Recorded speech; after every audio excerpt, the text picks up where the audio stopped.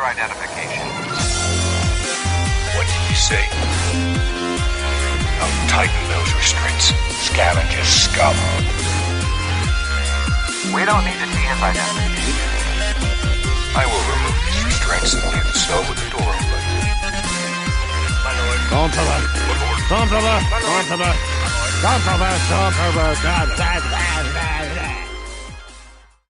Hello, everyone, and welcome back to the Sidebar Cantina, the podcast where we talk about Star Wars, pop culture, St. Patrick's Day, or whatever the fuck we feel like talking about. I am Mr. Jason Roscom. With me here each and every single week, not only the Darth Vader to my Palpatine, but the lucky Irishman to my lowly German, Dave Martin. I don't know how lucky I am. I got the Irish bit. I got that down. I thought y'all had just, internal luck that just always... When's the last lucky Irish person you met? Well, I don't know too many Irish people, but Yes, I mean, you do. Yes, you do. well, I mean, Kristen's predominantly Irish, and she's very lucky to have me. So that's one that's okay. Yeah. So there's one. thing. Okay, Give me another one. I don't know if I know too many other Irish people. You know a lot of Irish people. We're all over the place, dude. Yeah, We're like fucking cockroaches. We're everywhere. Dude, the Irish are everywhere, yeah, especially in this part of the country. yeah. And Just go look in a pub; you'll find one. Today, look, most everybody did their celebration of St. Patty over the weekend. Yeah, The parades and stuff like that all happened over the weekend. Yeah. They got their pub crawls and stuff like that. That's all for the young people. yeah. If you can tell, I don't have a stitch of green. Actually, no, that's not true. I'm wearing my dinosaur boxers, so I do have green Okay. on, just not visible. Well, this cut on my foot has some gangrenousness to it, so there you maybe go. that counts. Ah, see, it's lucky. Oh, it's so lucky. Yeah. But I'm here to tell you that the Irish people don't have very much luck. Oh. So this whole luck of the Irish thing is one of those kind of I wishful thinking Mm-hmm. type deal. Like, I wish we were more lucky. So let's indoctrinate it into our folklore, and maybe it'll happen. Yeah. Okay. Speaking into existence type of thing. There you go. Manifest. Right. But it's St. Patty's Day. And we're doing nothing for it for the show. I am been so fucking busy. I don't know what day it is, really. Mm-hmm. And I just feel like I've been kicked down the fucking stairs. So it's just another fucking day. Right. It just is. So Another day getting kicked in the nuts. yeah, just apologies to all of those who are celebrating today or celebrated this weekend. I celebrate my Irishness every day, so there's that. All right, very good. Oh, apparently Bronco Fett is just mostly Danish. Nice. I know no Danish stereotypes at all, so I can't really contribute at all. Yeah, me either. Do they even have stereotypes? Oh yeah, I'm sure they do. Yeah. They have the clogs. They have the wooden clogs. Oh, right. They have the cookies. That blue tin of cookies. Never a fan of those. They're butter cookies. Yeah, With some sugar on top. Not my favorite. Fuck me, dude. I could eat almost the entire can of that. I'm all about like chocolate chip cookies. Oh yeah, me too. But it's still cookies. Like, I mean, come on. Fat kid likes cookies. Right. God, I miss gluten. Oh my God, I miss gluten. You're still doing that, huh? Yeah. Is this going to be a for life thing, or are you? Who knows? Till they figure out that you need at least a little bit of gluten in your life, and then I'm gonna go like,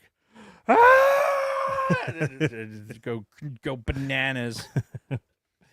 Is there gluten in bananas? No. Okay. No gluten. No, I don't think so. I thought gluten was the kind of sugary stuff that's in breads.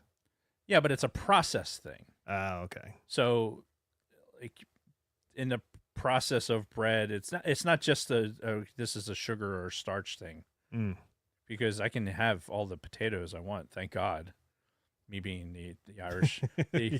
I was trying to figure a way to segue that Right. back into Irish. Yeah, back into the Irish American, right? Like, yeah, potatoes, like potato chips, French fries, all that shit. That's all good gluten-free shit. Yeah. But, where are we going with that? What was the question? Ah, fuck. I don't remember. I don't remember either. Yeah. Fancy Bigora! Yeah. Gluten free. You know, we were talking before the show and we realized we missed a golden opportunity with this episode. As this did. being episode 360, I had a right. revelation where I'm like, why the fuck didn't we tie this into the Xbox 360? I don't know. We're just not paying We attention. just missed. Yeah. Yeah. And that there's no other like gaming system in the future that we could tie anything to, like number wise anyway. No, not really. Like not unless they come up with a Xbox 720. right. But then we'd have to do this for another however many years we've been doing this now, times 2. Has it been 8. 7? It's been 8 years? It'll be 8 years this year. Yeah. We started in 17, right? Yeah, the year Last Jedi came out. Right. We were so excited. 8 years. Yeah, that's a long time. Hey man. 360 episodes. Yeah. Yeah, Xbox 360. Yeah. I played. Funny you bring up Xbox 360. I Mhm. played an Xbox 360 game on my Xbox 6 the other day. Uh-huh. It is one of the John's favorite ports. He had it for the 360, and we ported it in for the upgrade. Yeah. Toy Soldiers is the name of the game. Is it like an Army Man kind of thing? Kind of. It's like played on almost like a sandbox type table. Yeah. Where you're like you have to build up certain areas, and then the enemy comes in. You get Oh, you have so little, it's like a little flyable helicopters and like it's all toy based okay stuff. but it's like a real-time strategy game. Yeah, more or less. Okay. And it's a ton of fun. And there's a World War II version, and then there's like a Rambo version where you can actually get like a Sylvester Stallone analog that runs around and says random fucking Rambo shit Right. as he's like, he's the upgrade character Uh-huh. for it. But it's a great game. It's just it's a really fun game. It doesn't require any like online interaction. You just fucking download it and you can play it. Yeah. And there's something to be said for just those fun games that don't have to be online Yes. to play. And really well, I guess would you say the Xbox One had a lot of the online, like always have to be online games? I feel like at the tail end, the 360 was getting there, and Xbox One was almost exclusively like Okay. almost everything had to be online. Right. So At least that's what it felt like. yeah. So the 360 would be a great, system to talk about because that's like the last of the old way of doing Yeah. things video game wise. While also, it brought in a lot of new features and it was one of those ones that really pushed connecting to the internet for online gameplay and DLC, things like that. Yeah, and I was a late comer to the 360. Yeah. Um, My penis is so smooth. because I was a PlayStation 2 guy. Yeah. Like I was like PS1, PS2, like that was it. And you had a Wii. And I had a Wii. My penis is so smooth.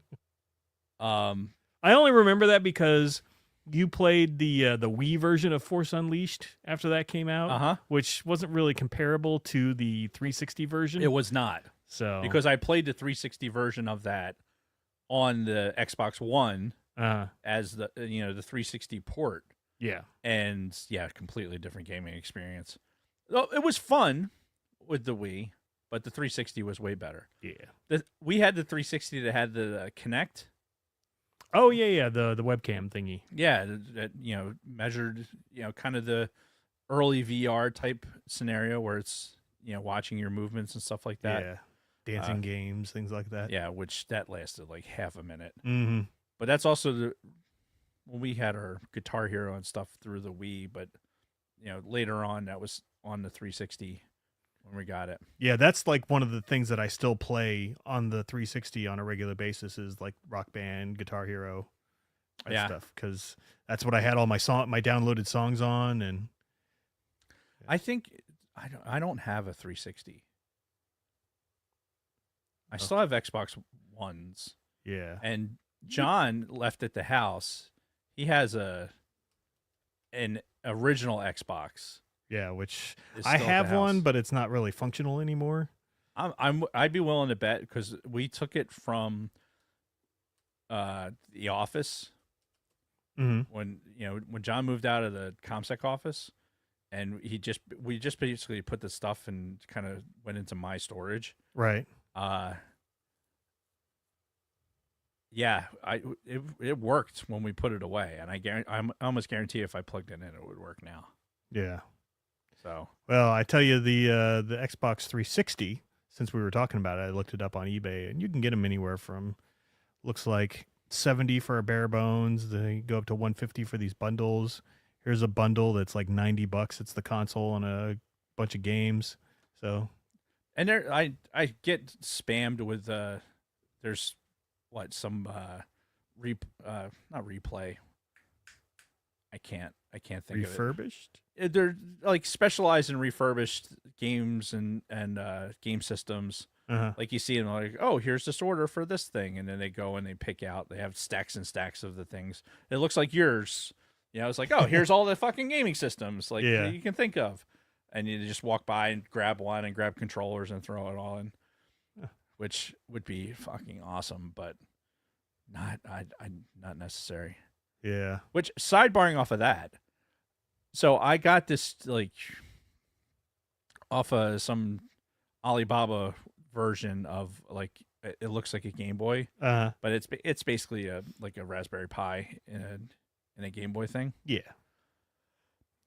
But it has a whole fuck ton of games on it. Yeah. It's like one of those retro consoles. Yeah, but it's like yay big, Yeah. and it has a port of Wolfenstein on it, Oh, the original? the original Wolfenstein 3D. Right. And dude, I was fucking playing that over the weekend because we were in a hotel, and I get to that for my week. Yeah. And Kathy was doing schoolwork, and I was just playing Wolfenstein and finding the fucking artifacts in the walls, remembering where the fucking panels were to fucking get into the secrets in the walls was Mhm. just like, why is this still in my fucking brain? You still knew it. Oh yeah. Oh, man. Like, what? Oh no, I'm not taking that exit. I'm taking the alternate exit, which is through here and go through there. I'm just like, oh man, that does not. Like, there's a lot of shit that I forget. Yeah. Oh, Like, yeah. But that somehow remains. Hmm.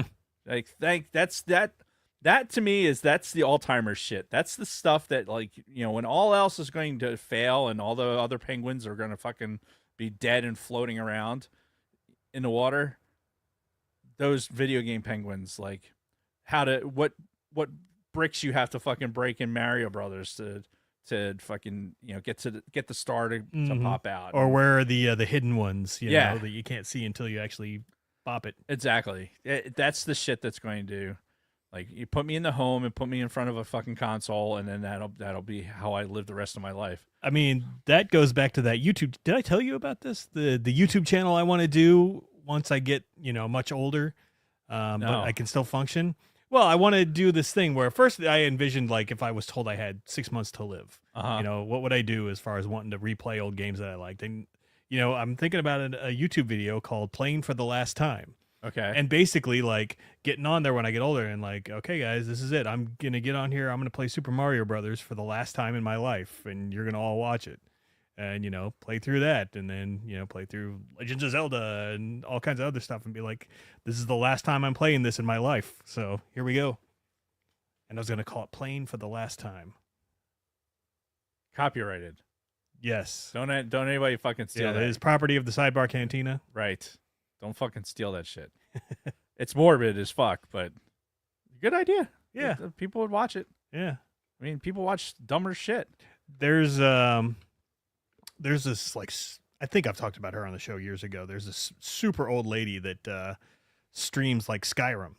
Like you're familiar with Yes, Skyrim, right? yeah. Like she, her name is Shirley Curry, and she's like 80 something, and she sits there and she plays Skyrim and she streams it. I'm like, that's so fucking cool. Yeah, honestly, video games to me would be the perfect thing for old people Yeah. because like piles of Legos and video games. Yeah. Oh yeah. The Legos for sure. Yeah, it's something to occupy your mind other than your failing body or your failing health or anything else. Because shit, that's how I use it now. Mm-hmm. That's how I use video games and fucking Lego now. Yeah. When you can't. It's therapy, and I don't need to be thinking about how fucking broken I feel right now. Let me just zone out for fucking a little bit. Yeah. Anyway, I don't remember how we got started on all that, but Xbox 360. 'Cause this 360. is episode 360. right. So one of these days we do need to talk about the 360 and do like our top 5 favorite games or some shit. Yeah. But anyway, that's not what we're talking about today. What are we talking about today? Today, in a short notice kind of let's not tell Luna Girl to the absolute last minute. Right. Because we want no promotion. No promotion at all. We started the ILM series on Disney Plus. Yeah. Over the past I don't know year we've been watching it. Yeah. So And I forgot we still had episodes left. we had 2 episodes left, so we're gonna finish that up. We're at episode 5 and 6. Yeah. And I think there's some great shit to talk about here in the end, and with these last 2 episodes. Yeah. And it's good stuff. So we're gonna get into it. Cool. But before we do, we've got some other business to get to. First of all, should we start and talk about our favorite people in the world, our patrons? You sir, you get the privilege of mentioning our Patreon supporters. All right. Well, if you'd like to we'd like to give a huge shout out to all of our current Patreons. Patrons? Patrons. It's a whole new service. A whole new service. Patreon. This is the starting of the age of the Patreon. Frank Kolevich, Don Solsky, Helen Martin, Chuck Unmark, Nick from Swede Studios, which have you heard from him recently? Like define heard. Like had any kind of chit chat with him? Text or anything? Just random back and forths, the Okay. usual. Just, curious if he's like settled back down at home and everything after the... Based on the generic message traffic that 2 people send back and forth to each other, 2 heterosexual males. Yeah. Yes, Okay. I would say yes. All right. I don't know why we had to go there, but... It just is a weird question. No, I was just curious how he was doing. That's all. I haven't had a chance to talk to him now. Okay. Scott and Kim from Used and Abused, Catherine Rennick, Tina Land, I don't know why that was so weird. Wally Frog, where you made it weird, man. You made it weird. My wonderful mother-in-law, Patricia Goodstein, which again, I think I should start that experiment where I don't say my wonderful mother-in-law and see if anybody notices. Lord Helmet Fire, The Orange and Fetch Show, Carly Vickers, David Schmuck, Chantal for Pop My Culture, Kristen Roscom, Sterling Azier, Dragon Buddy, Frederick Martin, and Nicholas Schaefer. If you'd like to consider becoming a supporter, you can find us at patreon.com/thesidebarcantina. Thank you again to all of our listeners and supporters. You are the reason why we do this. What was I going in my bag for, Jason? Fuck if I know. God damn it. Did you bring a visual aid? I mean, maybe. I don't know. Why don't you look through your bag and see if you see anything that catches your attention? I didn't see anything. Shite. Anyway. Eh. Sidebar headlines, we got nada. Nada? Oh, I remember. See, you just had to give him a second. You had to unfocus for, half a second, and then... Speaking of Swede, Oh! and his band, Till the End, Yeah. who just got back from their successful European show. And got the fucking CD. Yeah. Very nice. An actual fucking CD that you can hold in your hand and say, this is the music. Yeah. I can play this in something Yes. that's not tied to the man. Mm-hmm. This is why I say, you always want physical copies of the Star Wars movies and everything else. Yeah, It's cool. It's funny. It's amazing how full circle we've come. And I still want one of those, so tell him. Well, I think we're gonna make this a studio copy, Okay. and when he comes, we'll have him sign it. All right, fair enough. So anyway, a couple of news items I wanted to talk about before we get started with our main topic and everything else. The Philadelphia Fan Expo is coming in May. It's in 2 months, yeah, like from today. yeah. It's May. Where is it? 16th to 18th. Yep. So So like exactly 2 months. yeah, and we got some Star Wars guests coming. Yeah. They finally started announcing guests for it, and we've got a big one. I've never seen him at any of these local expos. Anthony Daniels Yeah. of C-3PO fame is going to be there. I think the person that really, really wants to meet him desperately It's Nick. is Nick. Yeah, Obviously. he should take one of those trading cards Mm. with the C-3PO penis and see if he'll sign it. Yeah. I think we should do that. I am so sad that I'm not going to be there, Yeah. because on this guest list of people that you haven't mentioned Mm-hmm. yet, because you haven't gotten to the whole list of John Boyega, Manny, Jacinto. and Jacinto? Giancarlo Esposito, Mm-hmm. Moff Gideon. Brady Big Lovin is going to be in town. Oh shit, that's right. Yeah. So he is. I have to figure out how I'm going to. I mean, I can call in a bomb threat at the air show if. That You don't think that'll don't- help? Do not do that. Okay. Yeah, he's kidding. He's kidding. Do not do that.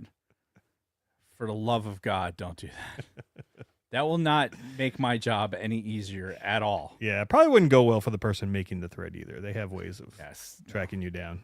Especially after you just broadcasted it. It's on YouTube live right now. Right. I'm not saying I would ever do it. Right. I'm just throwing ideas out there. Right. Sidebar. So did you ever, when you were in school, did you ever have, people pull the fire alarm so Yes. they could go out and do the thing? Yep. Right. And you always heard that like the fire thing had the dye on it, or if you pulled it, that it would spray you with this dye. I had never heard that. Yeah. They told us that all the time. Uh-huh. When it was bullshit, obviously. I guess like I never knew any different because I never pulled the fucking thing. Right. So it's like it's our senior year, and me and my buddy Jeff Ciesla, we had Miss Sheffy was her name. She was our gym teacher, and she let us get away with murder. Mm. And we were kind of in the atrium by the weight room, and there was a payphone there. And something happened, and all of a sudden we're like evacuating the building, Yeah. right? And she's comes into that atrium where we were, and she thought that we did it Oh. and we were trying to get out of the building. Because what would happen is if there was a fire drill or bomb scare or whatever, we would just go to his house. Like he lived like 6-7 blocks away. Yeah. So we would just go to his house, and his mom was cool as shit. And she would just be like, "Oh, yeah, want a snack, blah, blah, blah, blah." And then, like, if it was the end of the day, we just would never come back. Mm. Like, and, Miss Sheffy was cool about it.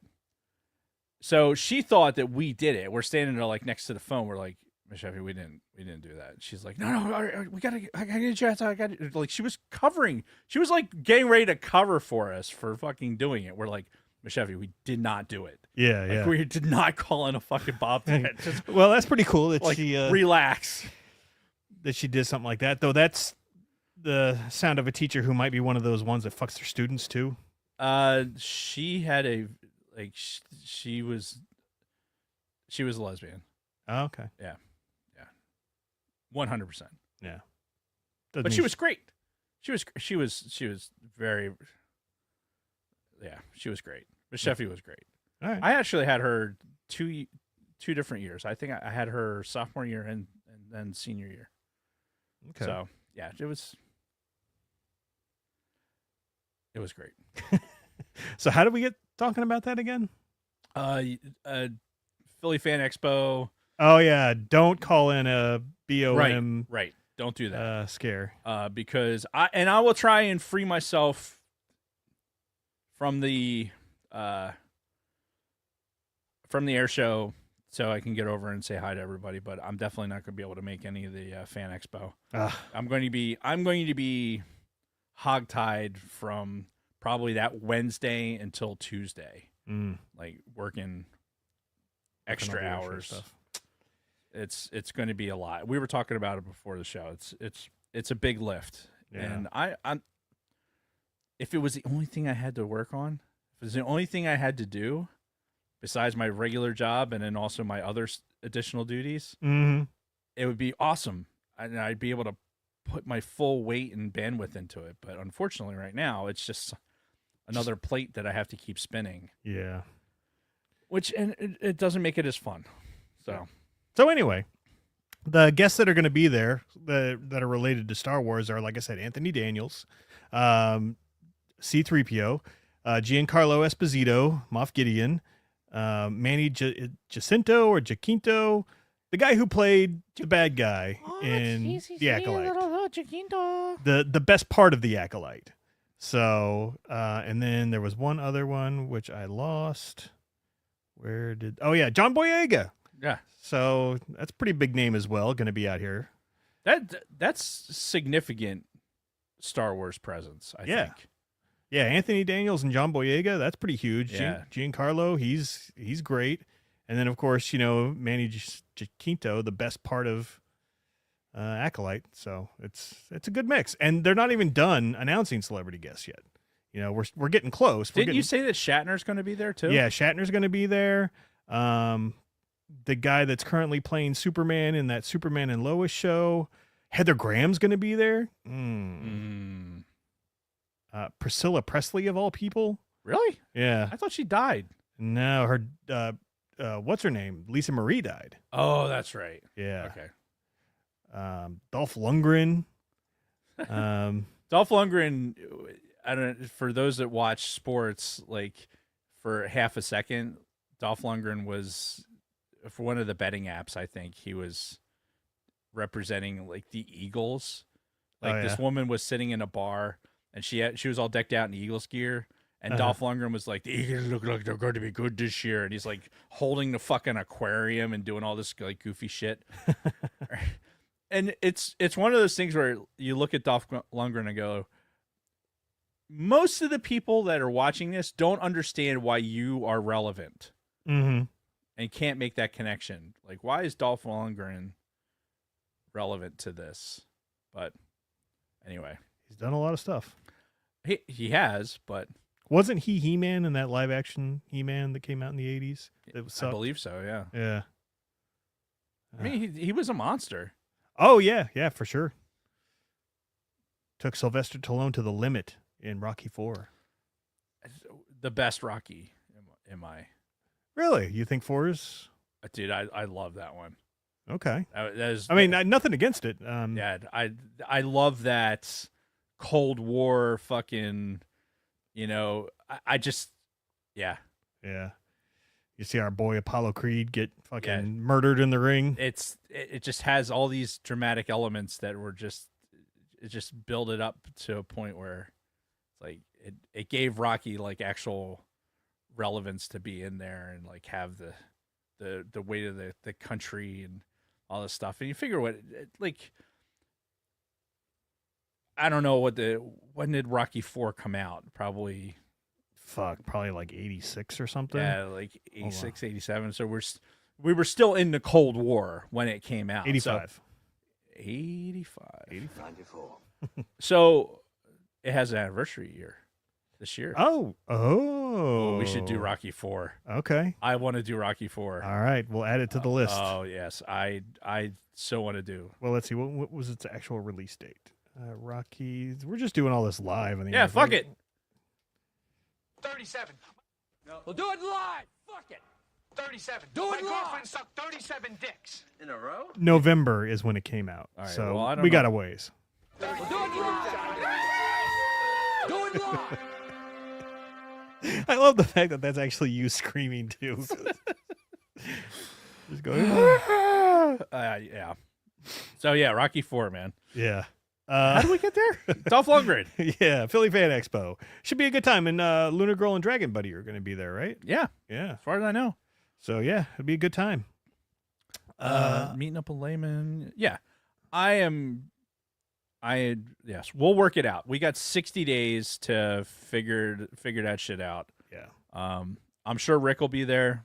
Patreon supporter. Mm-hmm. And Orange and Fett Show is doing Rocky 4 this Friday. What? Fucking A right. All right. One other thing I want to check really quick. Oh, excuse me. So, in 1 month from now, so in 2 months we have the Fan Expo. 1 month from now, we have Star Wars Celebration coming up. It's a celebration. Yeah, coming from Japan. Celebration, bitches. Yeah, and there's a lot of speculation as to what's going to be announced during that. One big thing that I'm hearing from multiple sources is they're going to announce a new video game or two. I like what you did there. I'm just acknowledging your segue in the notes here. That was very good. What? Which segue? Yeah. Oh, okay. The notes. See, celebration next month. You segued right into it out of the Philly Fan Expo. Yeah, that's what I do. I know it was good. I'm just like wow, that was impressive. I'm sidelining the whole show to fucking Well, I appreciate the. which defeats the purpose of it. But I'm just acknowledging that was good. I try. Very smooth. I try to make the show flow as smooth as possible. Yeah. Just sidebars notwithstanding. Anyway, so Celebration is coming out next month. It's a celebration. And, we know for sure that there's not going to be I don't think they've even started filming Ahsoka yet, so we won't see any Ahsoka footage. But, people are speculating some footage from Mandalorian and Grogu, which comes out in just about a year and change.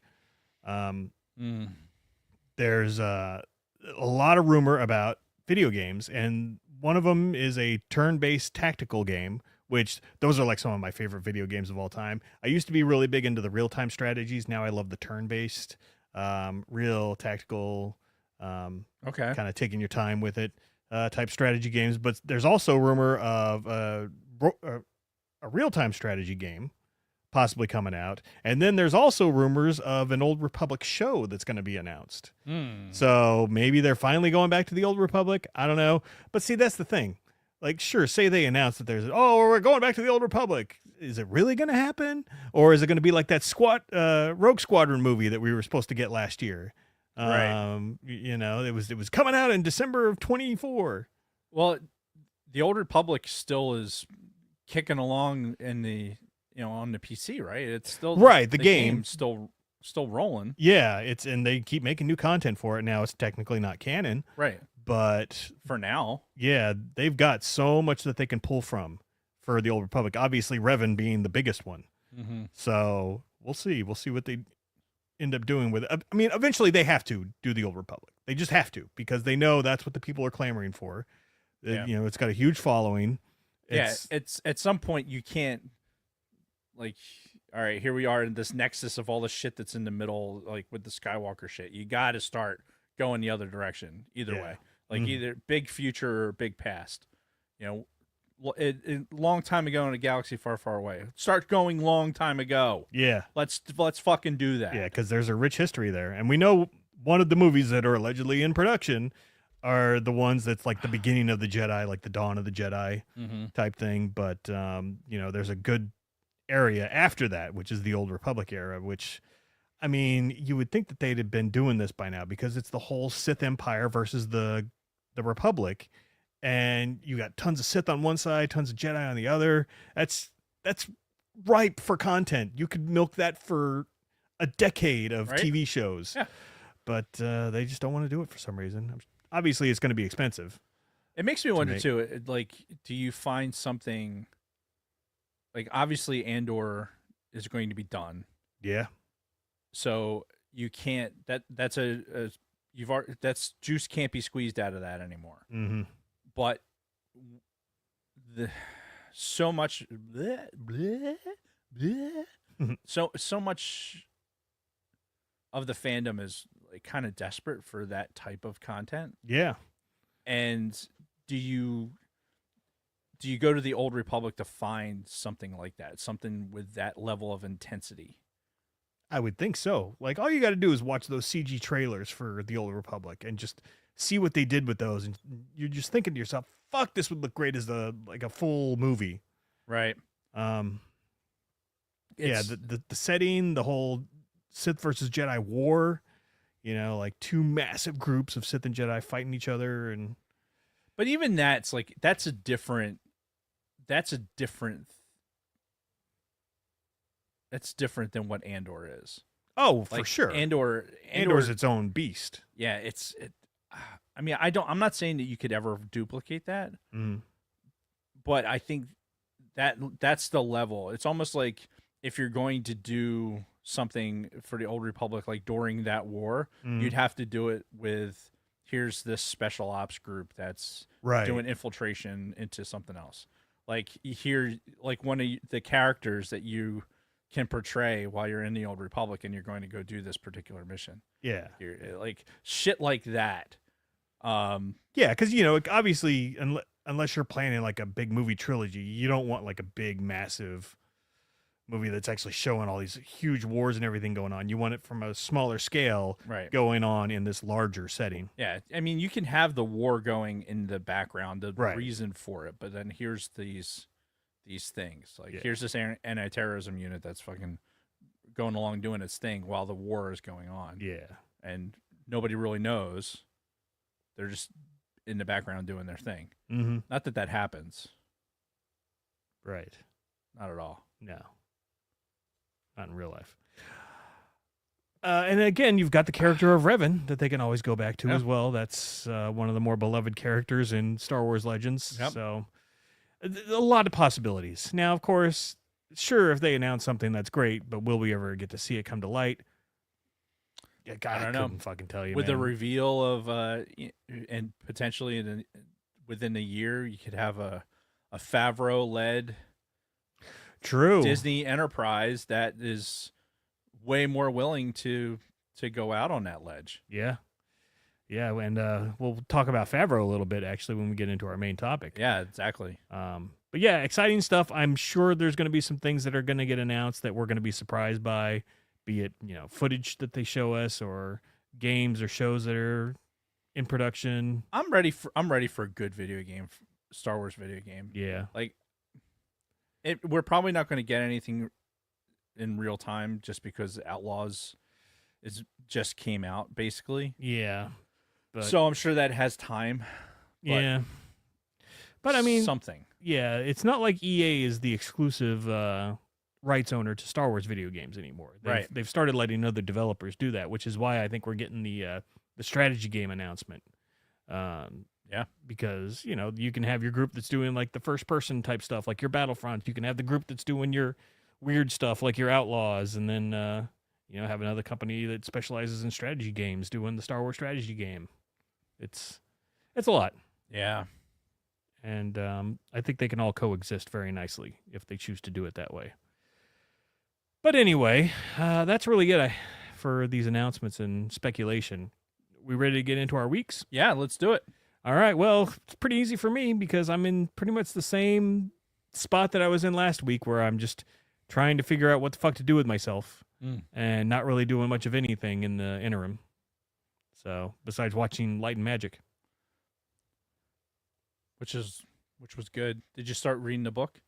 Yes. Yeah, I did start the audiobook for the Reign of the Empire. Okay. Which I see what you say about the voice actress. She's good, but yeah. It's kind of hard when she's doing male voices. Right. And it's like, okay, I can get over this. Did you get though. through the first chapter? Oh yeah. I'm on like the 5th. Okay. Yeah. I can't wait to talk about it because I think those first few chapters where it's talking, like, it's I don't want to spoil it because Well, it's chapter 1. How much can you really spoil? Well, I'm talking about just the feeling of it and what we're going to talk about on the show, but it's one of those things where you could insert present day. Oh, the politics and everything. Yeah, with politics and the state of Oh yeah. how people think about certain things. Mm-hmm. Like you could insert most people into this category, and like the perspective of the writer. Mm-hmm. And it's not in a like liberal or conservative way or anything else. It's just like, here is a witness to this particular thing. Mm-hmm. And it just so happens to be set in the Star Wars universe that we recognize from Andor, Yeah. which isn't overly, it's not Ewoks and fucking Jawas. It's in the Star Wars world it's a development series. Yeah. So I'm enjoying it. I'm enjoying it for what it is. Yeah, and it's so funny too that we can have all of these within this same universe. These Andor type shows, these Reign of the Empire type books that are super serious. They get into like the political aspects of it, and then you on the other side you've got fucking Ewoks on Endor fighting the Empire, and Well, that's the thing. There's a Primus sucks.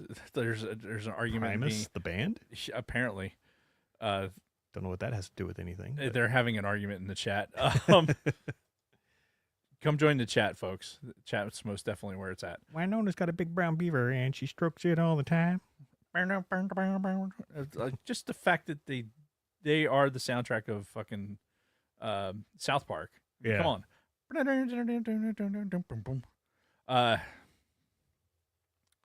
What was I saying? I don't even remember. Andor, the Reign of the Empire book. Just the the Ewoks on one side of the spectrum. Yeah, it is. It is this universe that we thrive in with Star Wars is definitely very diverse. That's not the point I was going to make, but I lost it. So so there. Well, we'll come back to it, I'm sure.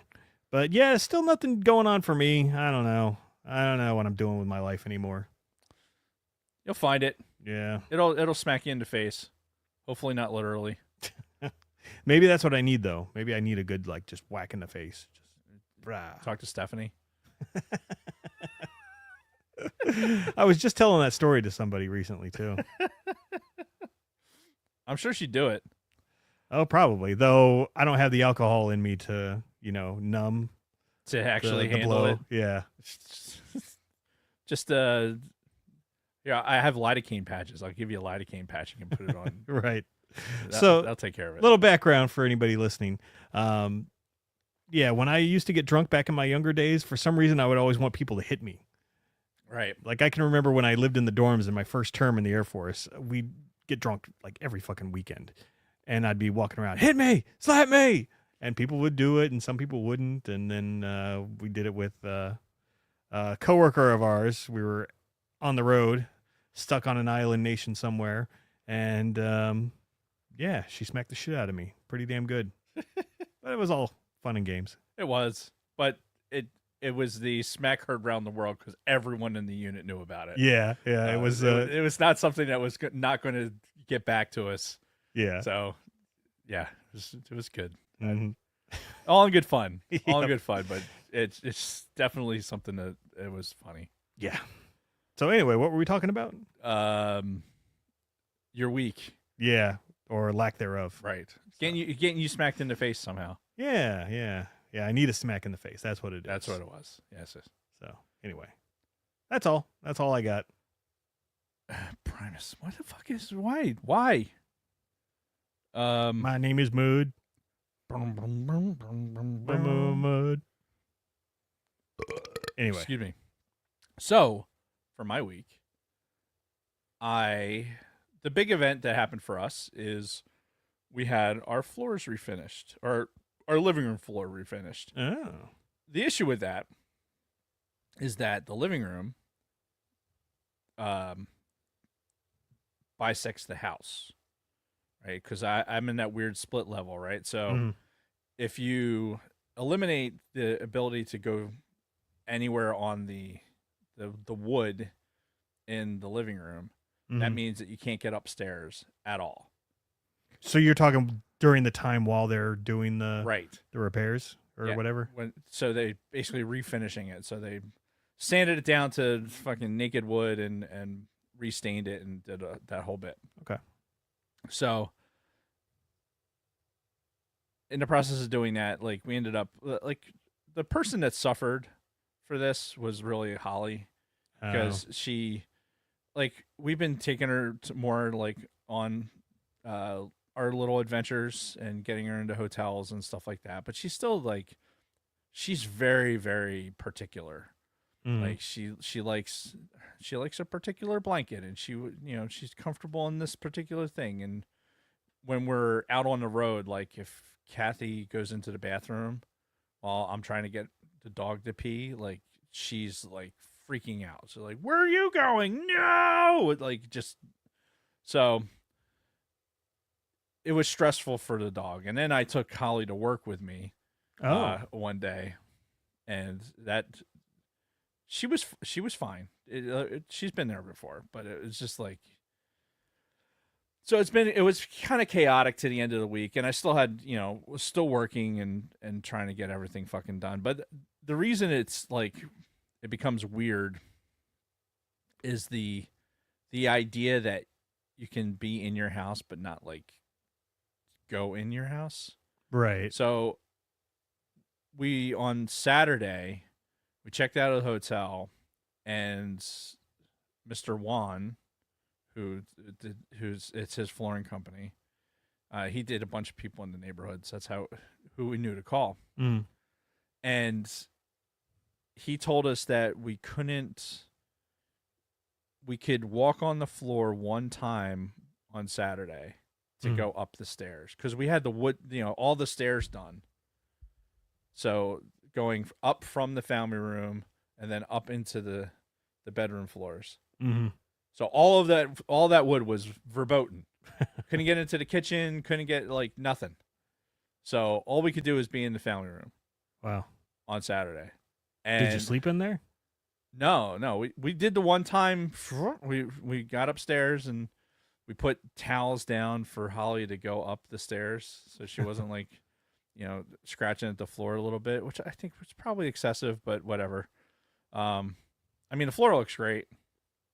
Good. And it's an empty room because all of that furniture, I don't know if you remember last time you were over, the fireplace, like we have a fake fireplace. Yeah.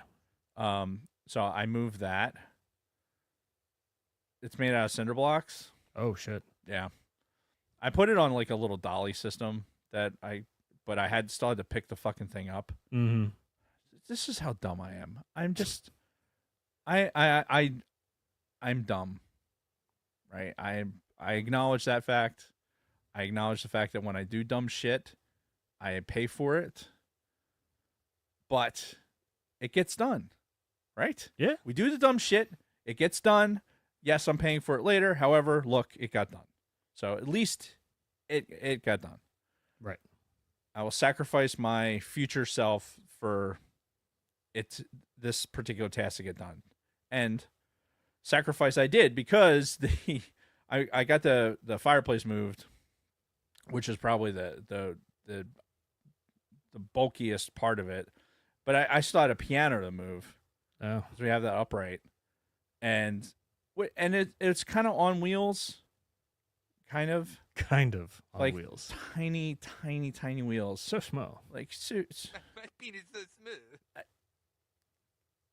I get it. You put this piano on wheels, like you think that you're doing something and you're helping, but you're really not, because you don't want it. They don't want the wheels big enough where the piano just roll on its own, Right. because they don't lock. So they're just like these just plastic wheels. So it's almost like you'd be dragging the piano over Basically. the floor anyway. Yeah. So when I got the piano to everything's in the kitchen. Like everything that was in the living room is in the kitchen. Oh. Like I took everything and put it in the kitchen. That's impressive. To include the piano. Yeah. And we still actually can get in there right now and open the fridge and get into the dishwasher. I would have been a great loadmaster. Right. But I had to lift the piano up over the lip of that. Oh. Yeah. So Yeah. picking up the piano, again, don't recommend. I know I could have called somebody for help, but why would I do that? No. I know I could do it. You're a man and you're stubborn, and That's right. This is how things are going to go. Just gonna go. I can get this done right now, or I could go inconvenience somebody else to fucking help me do this, and go through all that, or I could get it done right now. Yeah. And just suffer. So, I'm suffering Yeah. still, and I moved it on fucking Thursday. So that's fun. Yeah. Yeah. And the Sounds room is still empty, and you can't put like it tells you not to put any furniture on it for like so many things and whatever. So yeah, we have this nice empty fucking echo chamber of a fucking living room, and can't sit down in our kitchen anywhere. So, at what point are you going to be able to redecorate the living room? Probably today. I think 48 hours was the deal. Mm-hmm. Maybe tomorrow. Yeah. Probably be tomorrow. Yeah, I highly doubt you're going to want to go home after this today and then start moving furniture around. You see, you say that. It's not necessarily what I want. Oh, I see. But regardless of that, so we had the floor refinished. It was an adventure for Holly and everyone else. But I recommend Mr. Juan. He did good. Like, we called, got estimate, had the whole thing done like in a week. Like, it wasn't like, oh hey, yeah, we'll do this in like a month. No, it was like, oh yeah, I can do it on Thursday. Damn. Like, okay. Like, we weren't really ready for it. Mm-hmm. But it worked out.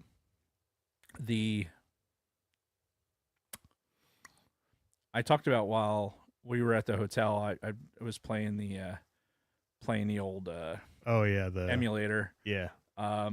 Which honestly, like, so in my little bag of justice here that I got for Christmas, which I know I talked about on the Christmas show. But it's always cool to see. Yeah. So on the back pocket here, I put stored a little emulator in there, right? Nice. This thing was like, it was $25. And what all games does it have? It's got a bunch of fucking Nintendo. I'm turning it on. Yeah. I like the feel of it too. Yeah, it's got the Game Boy kind of spacing to it, for the controller. Mm-hmm. And it has Game Boy, obviously, Game Boy Color, NES, Super NES, has some Sega Genesis. It's, your atypical. Does it have Game Boy Advance? Yeah, I think so. What about DS? I don't remember. Okay. Like I said, I was fishing around on there. Like, there's only a couple things that I play on there. Some PS1 games? Tell me there's Tony Hawk on here. There might be. Oh no, it's not on here. Damn. But it's like anything else. It's an SD card. Like, I'm sure you could find it. Yeah. Oh yeah. I'm sure this thing can be modified and more consoles added and whatnot. Yeah. But for a little fucking, for $25 off of Alibaba, Yeah. and it's a good little screen and controller setup. And the menus are in English.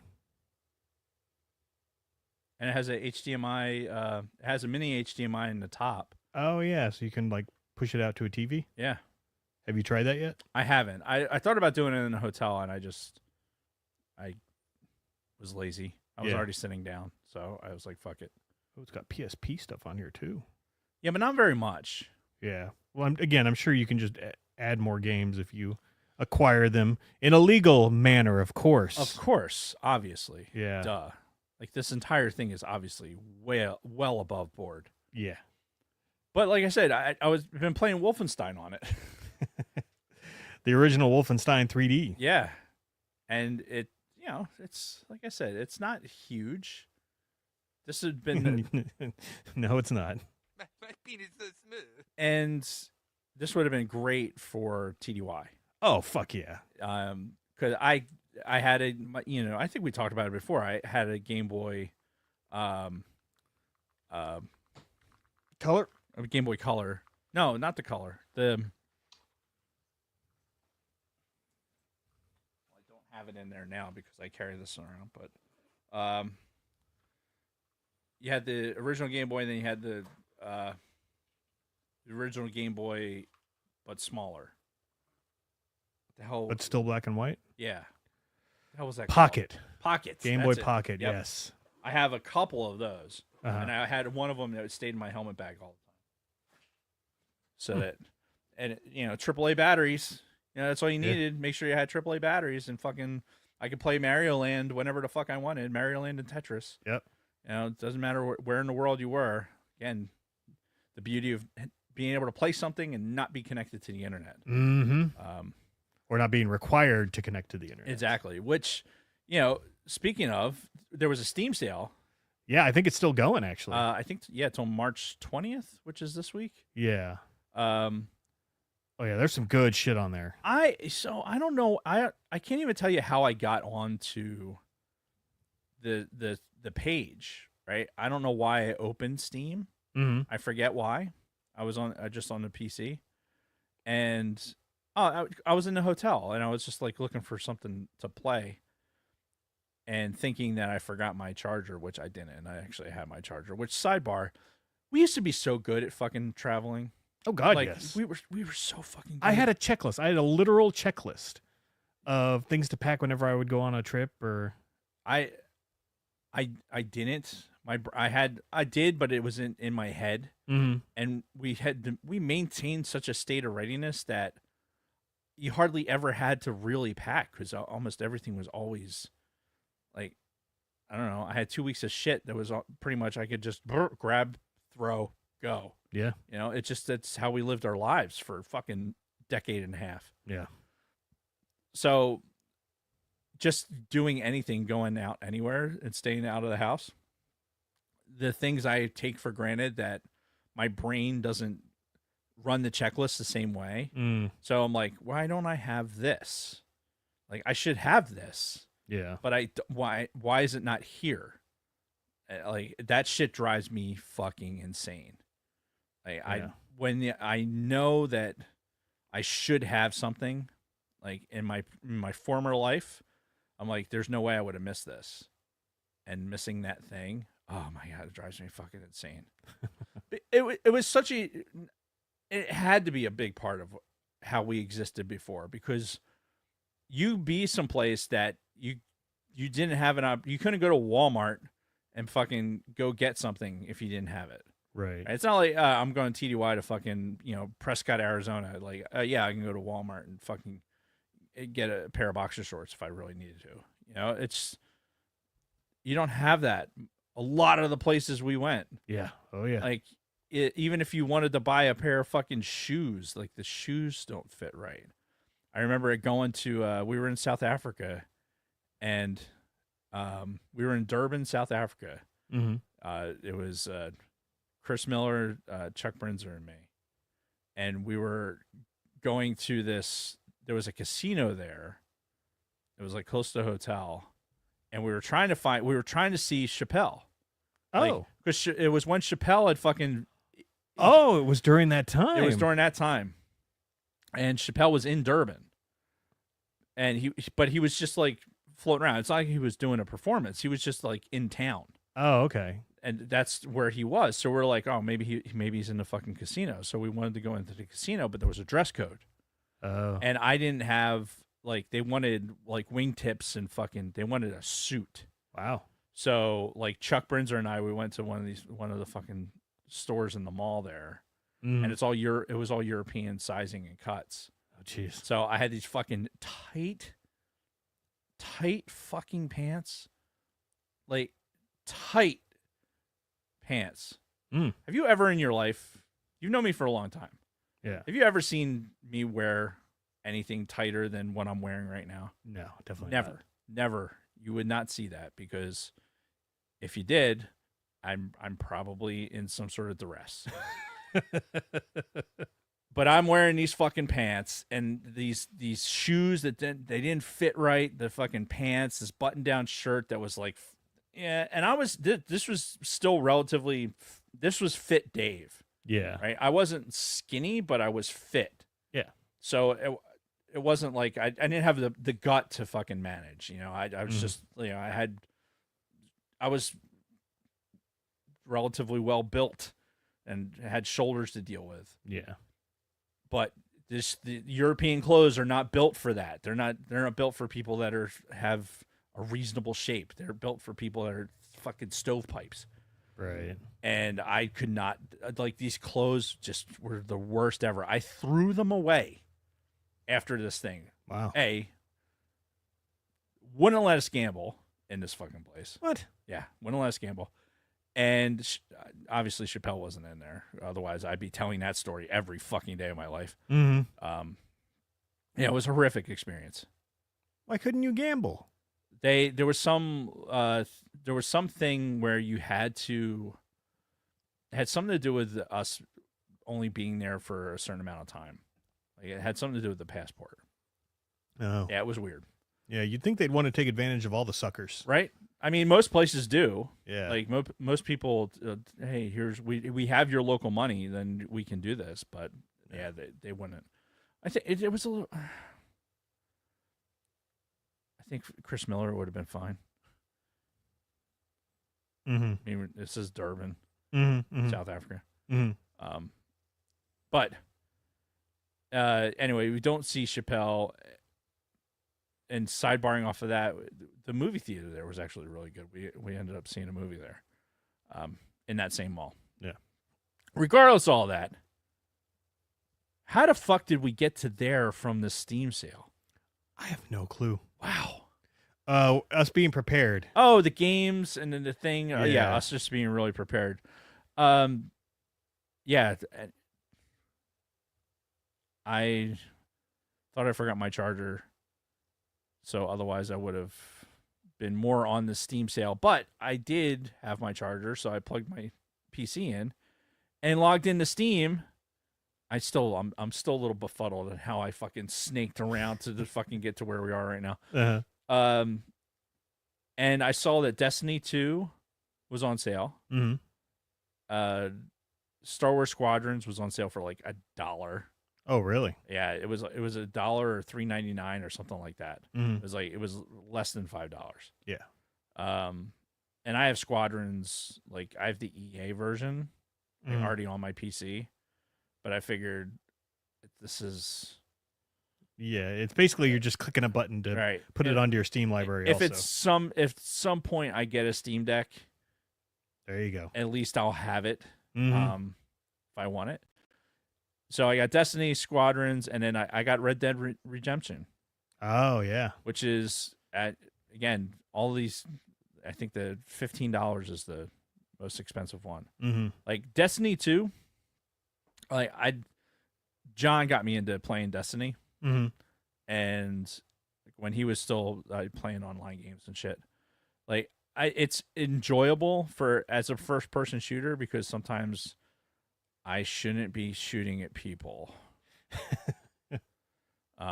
Sure. I get there's times in my mindset that I like playing Call of Duty. It's like I shouldn't be shooting people. I need to stop doing that. Right? You don't want to give yourself any ideas. It's not even ideas. I think there's a level of satisfaction that I was getting that is not good for me to satisfy a particular thing. I was like, Destiny is all aliens and shit. Mm-hmm. So I'm like, I'd rather run around, go through space, kill aliens, do shit like that. Yeah. Like, I'll vacillate between the two things. And in Star Wars, there's stormtroopers. They're not real people. They're cannon fodder. So I got Destiny 2 and played that. I probably played 15 hours of that, Mm-hmm. Between yesterday and Saturday night. And it's a good game. It's a really good game, and I mean, I'm playing it on this, so I had to dial it down a little bit. I mean, this laptop's 5 years old now, so.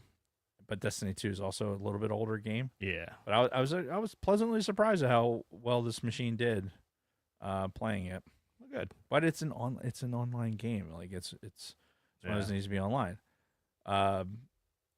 Red Dead Redemption. Have you ever played it? Yeah. The first one, and it's a good game. Yeah. So I didn't play the first one. I just got the second one when it first came out. And the fact is, I was recovering from a surgery when it came out. So yeah, and they say the second one's better anyway. Yeah, it's a great game. I got really, really far into it, and then kind of like, I think I started school or something. Yeah. Like something happened, and so I kind of drifted away from it. But it's one of those, if you have a lot of time to kill, perfect game, because you can be on your horse for fucking hours, just riding around shit. Yeah. And at real time. And it was a huge time sink, and I think I was recovering from a knee surgery or something, and I was like, I can't move, so I'm just gonna sit here and play this game, nonstop, and it was perfect for that.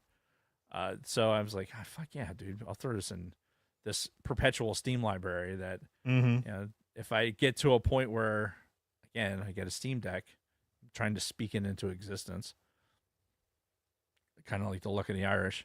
Yeah. Then I'd be able to play it. Absolutely. Have that same experience. Like the graphics are amazing, and it's an interesting genre. Yeah, it's basically GTA in the Old West. Yeah, basically. Yeah. So yeah, that's honestly, it's pretty much. I talked enough for my week. Just real quick though, before we move on from the Steam sale, there's some other stuff that I wanted to flag. Yeah. The Doom remake that I've been playing, the one from 2016, that still holds up today graphically. It still looks fantastic. $2 right now. Is it? Yeah. So if you've never played the Doom remake from 2016, first of all, it's a great game. And it's also super cheap. Doom Eternal, which was the sequel to that came out in 2020, that's only $10. That was a AAA game. That was the game. Do you remember when we got our COVID money? When I they never got any. No? Oh. My kids were already out of the house. Oh shit. Well, I thought they gave it for adults too, or maybe it was just kids. Well, if they did, I never saw it. Either way, when we got our COVID money, I bought a brand new gaming PC in 2020. Like just as we were starting to all do the working from home and everything. Right. And Doom Eternal was the big game at the time. So remember. that's what I tested my PC with. My brand new gaming PC with was Doom Eternal.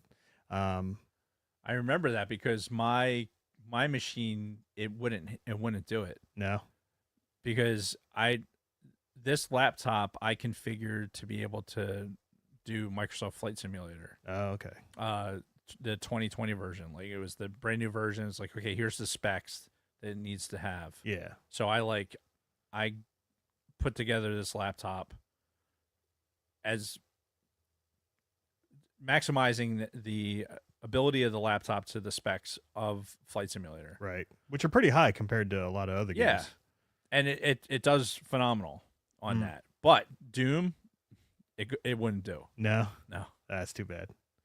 But yeah, Eternal is $10 right now. And then the original remake is $1.99. So fucking, if you haven't played those or you don't own those on Steam, get on there because it's good shit. Why isn't it on like the main page? I don't know. Just type in Doom in the search. Doom. We've got it on the in-studio screen here. Yeah. Oh, you already have it. Oh, this one? Or is that the... Yeah, that's the 2016 one. Yeah. Right? Yep, I do already have it. You don't have Eternal, though. I think I have Eternal. I have it on the Xbox X. Oh, okay. Which is probably play better there. Yeah. Anyway, that's all. I just wanted to bring that up, too, before we moved on from the Steam sale. A lot of good stuff going on out there. Yeah. But it's ending soon, so get on it. Yeah, Jason has got me, like... in that mindset of like, oh shit, it's on Steam, I better grab it. Yep.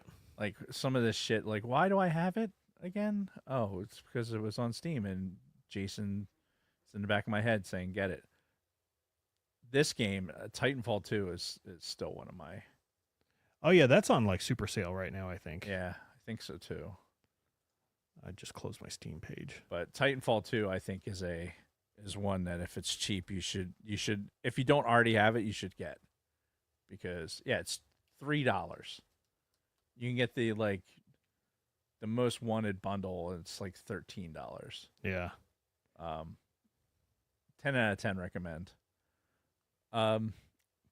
The last thing before we get into the main topic, I don't know if I talked about it on the show. So Adam Savage had recommended at his year-end thing. He talked about books that he's reading, and one of them was called this Murderbot series. Mm-hmm. And so I started listening to it for audiobooks, and they're the first book was only 6 hours. Right? It was for an audiobook. It was actually fairly short. Yeah. Very entertaining. I was yeah, this is actually really good. So I started. I'm on book 5 now, and I was talking to somebody at work about it, and they're like, "Yeah, did you know they're making a show based on it?" And I'm like, "What?" And yeah, apparently that there's going to be an Apple show based on the Murderbot series. Okay. I'm telling you, it's this. You would like this. You would like the book. Yeah. The Murderbot is he's basically like an autistic child, and all he wants to do is sit in a corner and watch movies. Doesn't want to, as we all do. Right. He's just like, no, I don't want to interact with people. Don't look at my fucking face. I just want to go over here and watch movies. But all this shit happens. Mm-hmm. Right? And he gets involved in it, and he cares about things, and even though he doesn't want to. And it just, adventure ensues. And the fact that there's going to be fucking a TV show about it, I think that's going to be fucking really good. And I don't know if it's meant to be a comedy. I don't know. I have to look. Like I said, I just found out about it today, and I know there's a handful of people on the that watch our show that have read the Murderbot books, and they probably already know about this show, but I just found about it today. So Apple show Murderbot. Murder. Here we go. To make global debut in May. It's gonna be May. So it's already been shot Yep. and everything. Wonder if there's an actual trailer. Starring and executive produced by Alexander Skarsgård and hailing from Chris and Paul Weitz. To make debut May 16th, 2025. Dude, I'm telling you, if There is a trailer. It came out a year ago, the trailer did. apparently. Yeah, I'm late. I'm late to the show. Oh, there's a new trailer that came out 2 weeks ago. Really? We should watch it. Yeah, let's do it. Do it All live. All right. Let's do it live. My girlfriend sucked All right. 37 Entertain the dicks. folks Do it for live. just a second while I get this set up. I mean, we could do this. 37. My girlfriend sucked 37 dicks. In a row? All right. In a row? Let me share my screen. Oh shit! I didn't mean to minimize that. What are you doing, Fokker? Oh no! No! No! No! All right, there it goes. Hang on. There, and we're back. All right. Can you see my screen? Yes. All right. Let me make it bigger. Can you still see my screen? Penis so smooth. Yes. All right. Let's just fucking watch this and see what it's all about. Yeah. I know nothing about this, so here we go.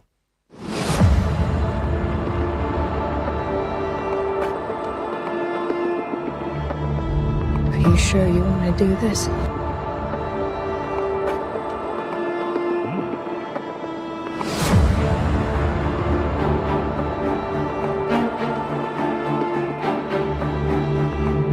sure about some of these effects, but it looks cool.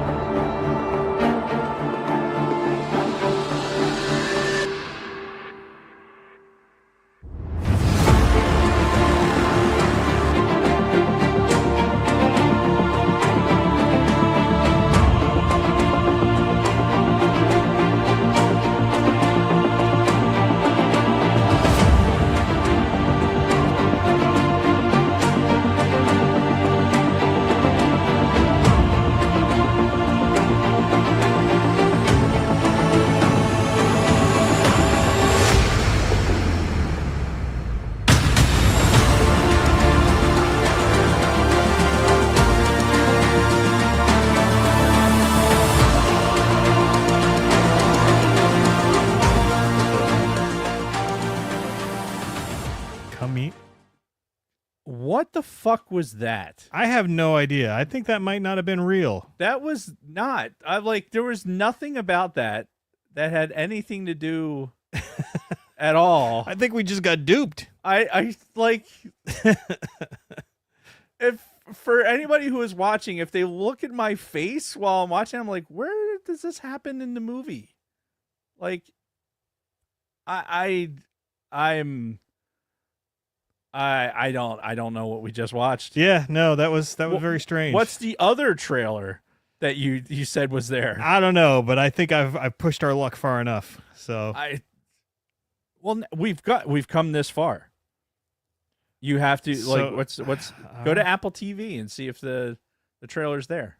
I don't have an Apple TV subscription. It doesn't matter. If they're advertising it, there'll be something. Okay. Maybe. Watch Murderbot on Apple TV. $9.99 a month. Murder. Can I get a trailer? No. Let me see if there's anything else on YouTube. I have Apple TV. Maybe it'll give me something. Can I get a what? What? Can I get a what? The future hits home. Who's calling me? Somebody's calling you? Luce Janet. I'm sure it's some sort of a weird fucking spam call. So. Nice. Though I should have picked it up. Right? Oh, and we could have fucked with them live on the air. We God coulda. damn it. Damn it, Jason. All right, next time we'll do that. Could have gave him a whole Irish thing. Like, oh! Vete ahora! Yeah, I got nothing. All right. Well, for those of you who know, the Murderbot show is coming. Don't watch the trailer though. Don't just be selective about the trailer, because I'm going to take the opportunity later to try and find an actual trailer. Yeah. And yeah, did you notice at the very end they couldn't even spell coming soon? Right. It's like that's like, all right. They're also making a DVD 9 of the same thing. Yeah. Apparently. Yeah. Anyway, yeah. That's all I have Okay. for that. We should move on. We should move on to our main topic. We should move on to something that like people that actually know what the fuck they're doing about movies and do it really well. And who doesn't know what the fuck they're doing about movies other than Industrial Light and Magic? They know exactly. They know exactly. There's no fucking around there. No, there is these.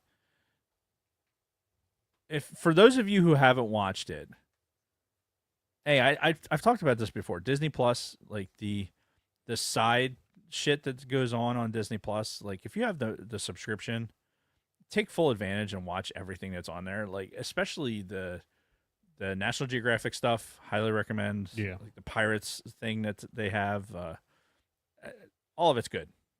I talked about the Antarctica one with the Endurance C-3PO.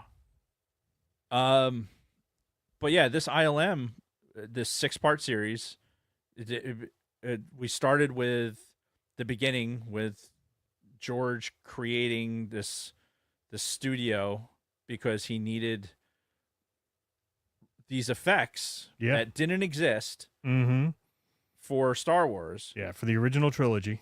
And now fast forward all the way to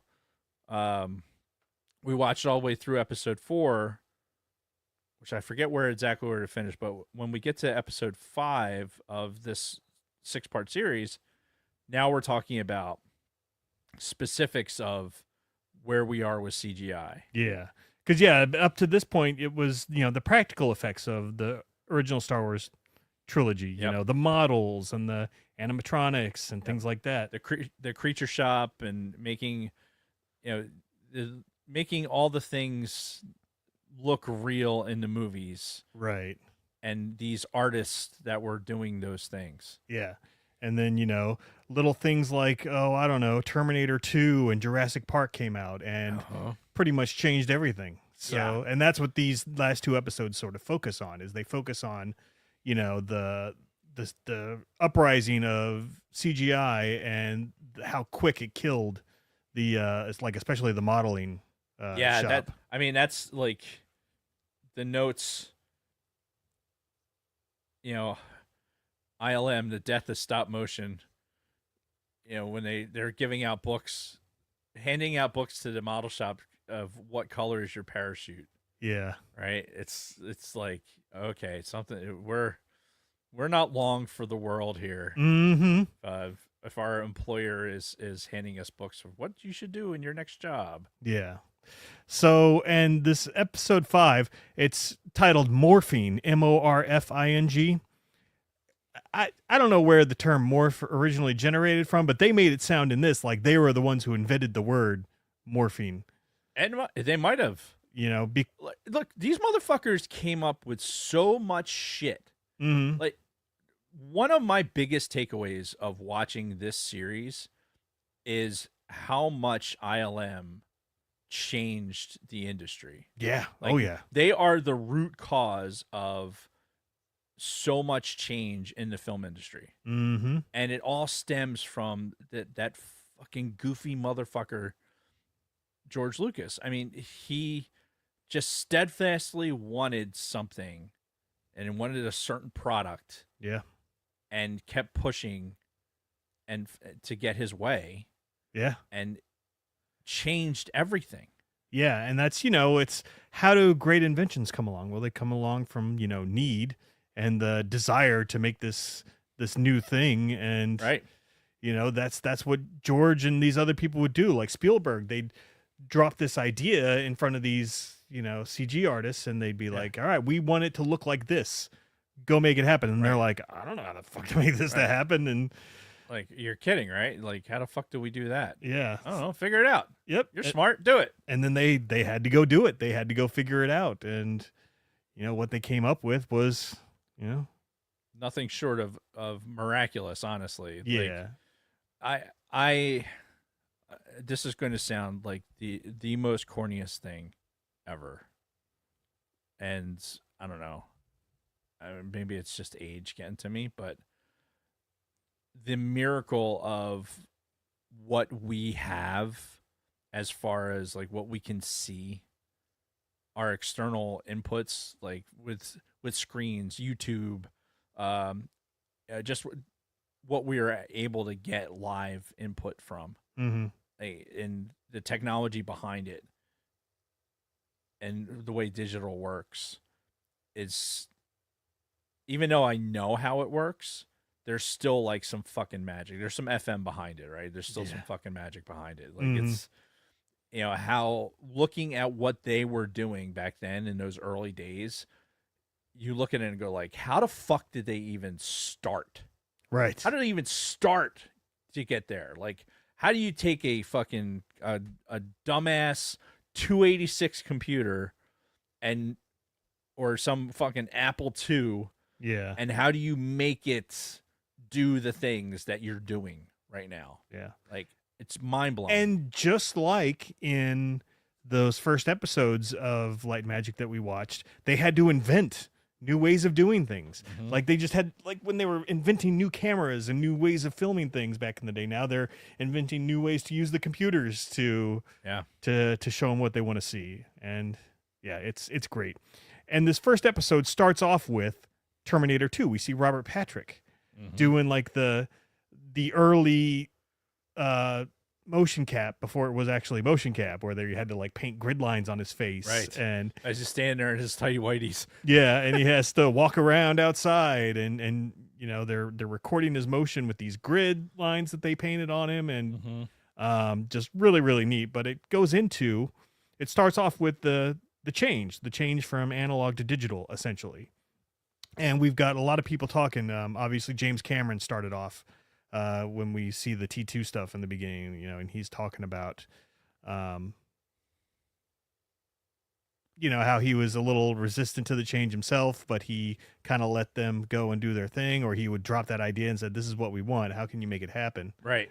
And then we go to Ron Howard on the set of Willow.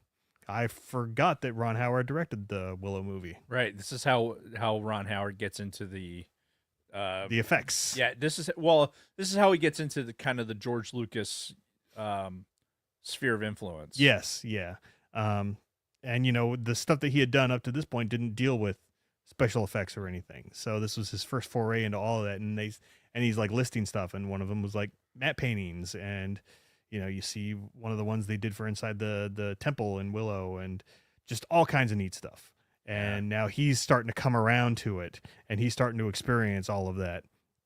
And one of the scenes that they focus on is this transformation scene where that old sorceress lady Right. gets transformed into a bunch of different animals. And a lot of people point to this as one of the most pivotal moments, or like the beginning moment of CG influencing movies the way it does. Right. Because they use computers and a combination of computers and models, like real models, to make this scene happen where this lady would transform into a fucking goat and then into a, what's the bird with all the big feathers in the back?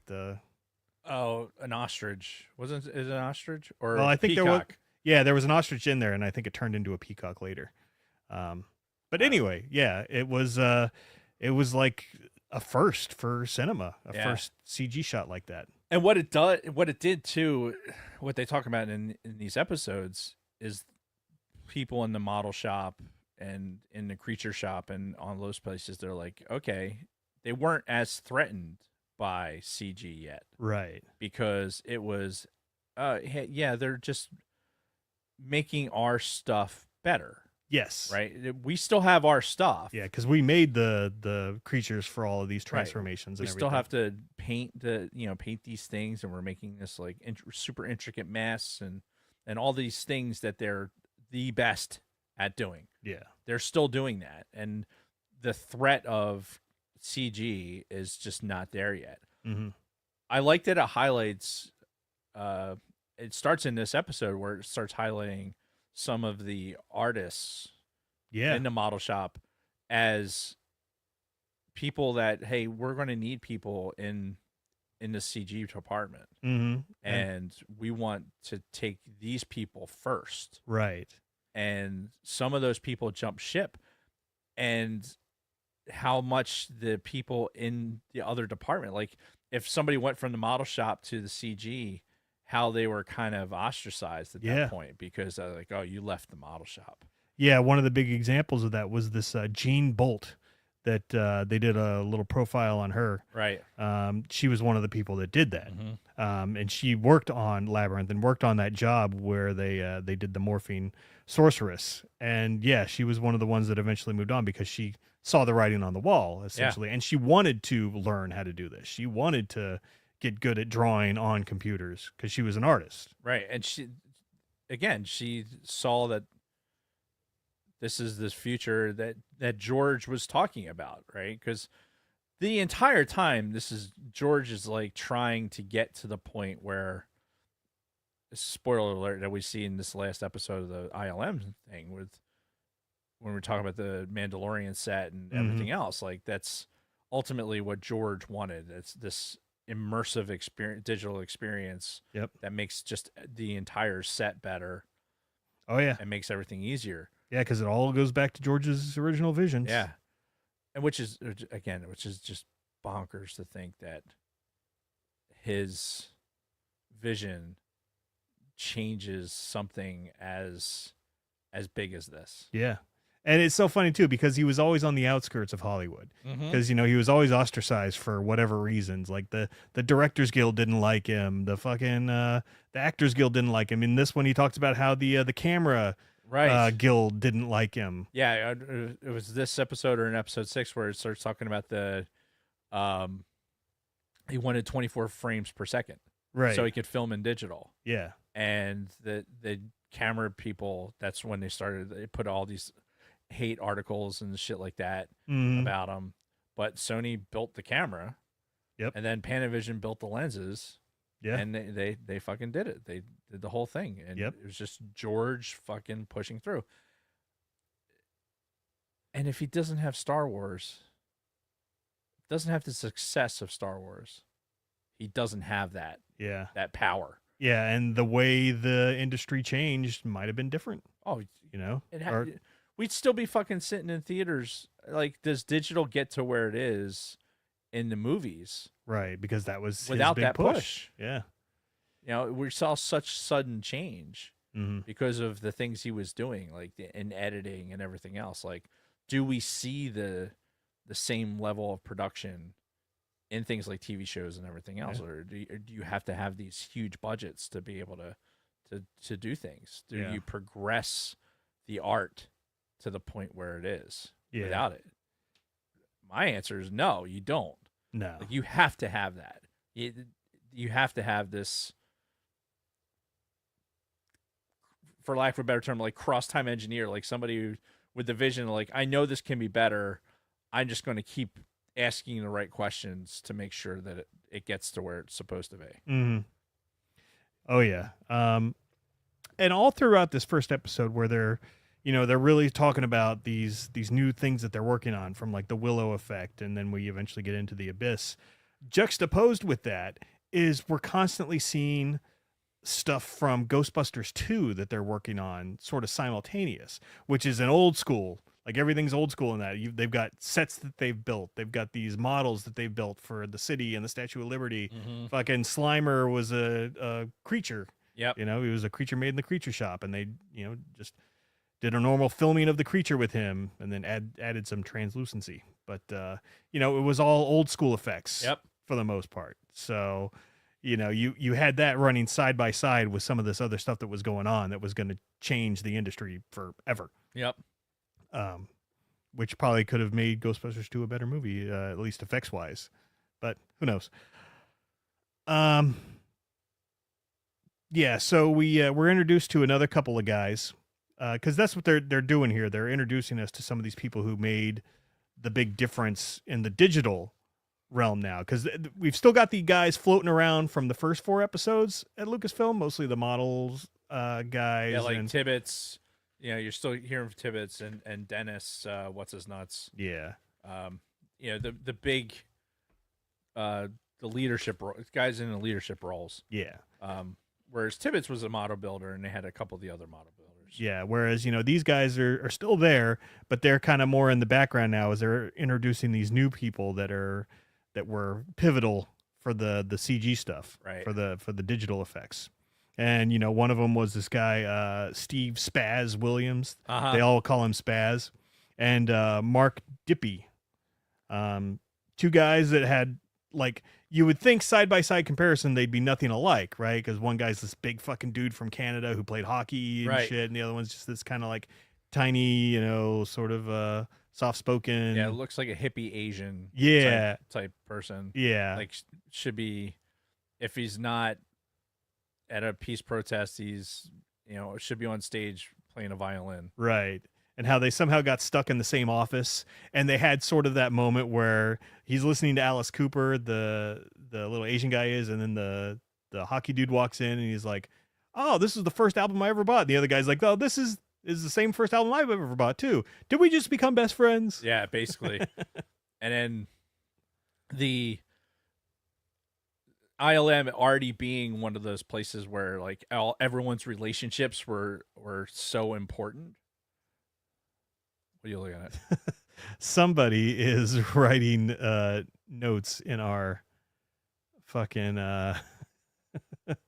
in our Google Drive notes. I just watched somebody type them in. What the hell? It's probably Chris. And I think I left it up on my computer in the What the hell? bedroom. Anyway, sorry. Back to business. It served its purpose. Right. It did distract us. I can't. Oh yeah, so we were talking about the 2 guys, Steve and Mark, and Steve was from Canada, played hockey. He wanted to get out of there, right? Because he didn't like it there. He didn't want to just follow the same path that everybody else had followed, and so he went to school for one thing. And Mark was the same way, but he was from Alaska. He called it like hippies with guns, Right. which was pretty funny. Right. And the same thing, he wanted to get the hell out of there, and they somehow ended up meeting at Lucasfilm. Yeah. What was funny, the Or ILM, I should say. yeah, the Canadian did that stint in the military Oh yeah, for that unit that he couldn't can't talk about. yeah. It's just like, All right, it's weird. Mhm. Okay. Does Like, what- Can? Oh, go ahead. Canada does have they have special ops. No. I mean, do they have the mandatory service like a lot of countries do? Conscript? No, I don't think so. Okay. Anyway, Not that I know of, anyway. yeah. But when they start talking about these two guys, we start rolling right into the movie The Abyss, Mm-hmm. because this was another leap in CG. And I think this was 91 when this came out, or no, or maybe even before that, because I think it was before. yeah, because it came out before T2, because this was also James Cameron. Mm-hmm. And they really went into detail with the water tentacle that came out in that scene that we've all seen. Even if we haven't seen the movie, you've seen the scene where the wall tentacle comes out and it mimics the face Right. of the one lady. 89. Oh, Came out. wow. Okay. So even back in 89, they were really pushing the envelope when it came to CG technology. And this is what led into T2, was because, James Cameron appreciated the work that they did on The Abyss. Yeah, it's well, they still had to sell them on it. They're like, Oh, okay, yeah. Here's this character. It's entirely CG. Mm-hmm. How are you going to make this liquid man like walk like Robert Patrick? Right. How are you going to do that? And you Right. had to do it. You had to like prove it to him that it could be done, Yeah. and they did. Mm-hmm. And same with the Abyss and the tentacle creature. They had to show him, a mock-up of what it would look like as the tentacles coming up. And, they went into some detail too about how, they couldn't just make it like one solid color, because, you had to deal with the reflections around, because this is water we're dealing with. Right. It's reflective, but it's also got a translucency to it.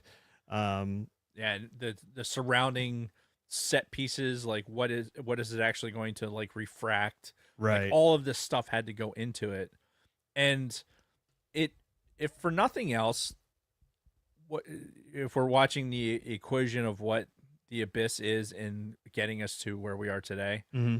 It is the level of detail that they're putting into, like, okay, if we're going to do this with this level of realism, Mm-hmm. then we have to think about all of these things. Yeah.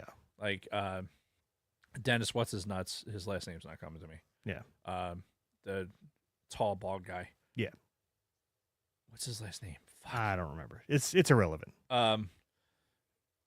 He's saying, like, we need to see exactly the shadow, the light, like all that stuff has to be fucking believable. Mm-hmm. Like, or it's not going to work. Yeah. And you could very easily have done a sock puppet, looking thing, that some shit that some fucking kid could do on a Mac, Yeah. and church that up a little bit and fucking be serviceable product. But the level of detail that went into it, and when we talk about Jurassic Park here in a minute, the things that they did to make sure that was as exact as it could have been. Murin, thank you, Dennis Murin. Thanks, Bronco Fett. If that doesn't happen, again, it's at a level of advancement, right? If you have to have that attention to detail to get to the point that we are now, Right. because otherwise, we'll never get there. Yeah, or Cameron would have never come to them with the T1000 idea.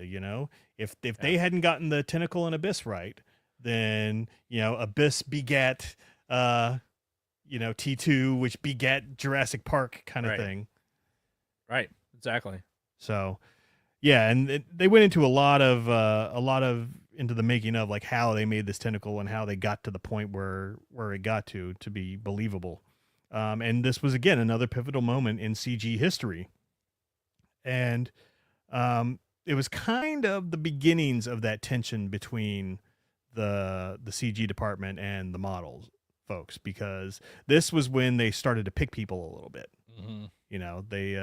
They were starting to pillage the models and the creature shops. So they went in to talk about this one couple who actually met at ILM and ended up getting married. Mm-hmm. And the stuff that they were working on. Oh, and at some point the CG department started being known as the dark side around ILM. Yeah. And like you had mentioned before, they were really starting to feel ostracized when they would go back into the other departments. Yep. Um, Like, and the one woman described it like, yeah, I mean, it wasn't like openly hostile, but it was definitely like you are not one of us anymore mhm. type thing. Like it was still ILM. There were still, you would work with those people, but you definitely weren't one of them. Yes. Yeah, for sure. And we then are introduced to Ellen Poon from Hong Kong. Little poo nanny. Yeah, Little yeah. honey, little honey. And she moved away from Hong Kong, I think she said at the age of 15, and started watching movies, and she saw Star Wars at the age of 15, which changed her life, made her want to get into things like effects, and she ended up working into digital painting. And the way she got her job at ILM was she made the first like talking baby CG, Yeah. which it's For this ad. yeah, it was for like a political ad, I think, or for the census. Yeah, it in- was for the census in the UK, I think. Yeah, yeah, and it's so funny too because this was another first. Was this project she was working on for this this political party, and it's something now that I think is taken for granted and is kind of a cliche at this point because so many people have done the dumb fucking talking baby Right. commercials or movies. Look who's fucking talking. Yeah. Though they didn't really have effects in that one. It was No, just the it was kids just just a- kind of moving their mouths. It was, yeah. But either way, you know what I mean, though. They're like, Oh, I'm talking. Yeah, you're talking about the, like the Shankopotamus, commercials. It was originally a Super Bowl ad. yeah, yeah. And then What's that fucking an ad for? And then it never stopped. It was like, on the 11th hole, you moved your ball. And what do you say? I don't know. It's I always found them rather the obnoxious. I'm trying to think it. I love the golf adages that were at it. Yeah. It just fuck. What was that a commercial for? I feel like it was like car insurance or something. No, it was like a investment firm. Oh, right. Baby talking investment commercials. Doing it live. E-Trade. It was E-Trade. Okay. Yeah, which I hated all of those It commercials. started with you had the two babies next to each other, and one of them's talking, and all of a sudden he kind of like throws up a little bit, Mm. and he goes, "Whoa!" Like, they were good commercials. I enjoyed them. I Okay. enjoyed them All right. because there was a golf thing. Yeah. and I like golf. I just want the record to show too that I don't have a foot fetish. I don't understand the foot fetish thing. Nobody in the studio audience. No, because that's what she wrote in our fucking notes, and I'm like, this is false. Like I do not get the foot fetish thing at all, and I am no part of that community. I just want the record to show. Okay, but nobody like had it in the record. Right. Like, it but wasn't- you saw it, so I had to make this point now before you go home and tell Kathy like, "Oh, I found out Jason's into some weird shit today." Well, I already knew you're into weird shit. So this just was. All right, fair enough. But again, I'm not into feet, so don't ask the question. I mean, it obviously struck some sort of nerve here, though. I mean, No, I don't want to be now- accused now- of that. Now we're telling Because- everybody about it. No, because that's something I've always been very curious about, the why of it all. Like, again, it just doesn't make any sense to me, but I guess it's pretty prolific. I guess, a lot of people have it out there. I don't get it. I mean, I don't either. I'm no Quentin Tarantino. So, Does he have a foot fetish? oh yeah. He does. Yes, he does. Yeah, because like you watch these compilations of all these scenes that he films, and it's all Yeah. like he's got fucking Selma Hayek sticking her toes in his fucking mouth in Yeah. the one movie. Look, if you were directing and this was your movie, Uh-huh. and you had Salma Hayek on a fucking doing a table dance, you'd probably. I mean, foot fetish or no, You'd probably have something similar happening. Well, I mean, it's Selma Hayek, I'd lick the sweat off the back of her knees, just because it's Selma Hayek. It's a weird. I had to think of something else that wasn't foot related, so I just moved up the leg a little bit. I mean, that's fair. You had to deliberately move away from the foot. Yes. Because again, I don't want to be associated with that. Okay. It's not my thing. Nobody else knew. Well, the person that wrote it in there was... Nobody else knew. She didn't put it in the chat. I know. It was in the notes. Like, nobody else saw it. And then Still, out of nowhere, Jason comes out with, I don't have a foot fetish. Well, I'm looking at this, and I'm having to look at this thing since she wrote it in there, and I'm like, no, not true. You could scroll up. But that's not where we are in the notes. Anyway, I'm not talking about this anymore. I don't have a foot fetish. Okay. Duly noted. It sounds weird now, but it makes sense to me. Anyway, back to Ellen Poon. When she got offered the job at ILM because of the baby commercial, Right. she fucking like ditched her husband. She's just like straight up like, nope, I'm out. Yeah, he didn't want to move or whatever. There was some situation where Yeah, well, like he was living in the UK. He didn't want to go anywhere. She got the job offer at ILM, and she's like, yeah, I'm going to go. I'm gonna go. That's my dream, Yeah. and you're not a part of it. So, Yeah. I mean, you could come with me. like, deuces. But dude's like, no. So she was out. What a fucking schmuck. I know. Yeah, especially like, yeah, you're like, he would have to know what Star Wars and everything else was. He would have to have some sort of knowledge of ILM.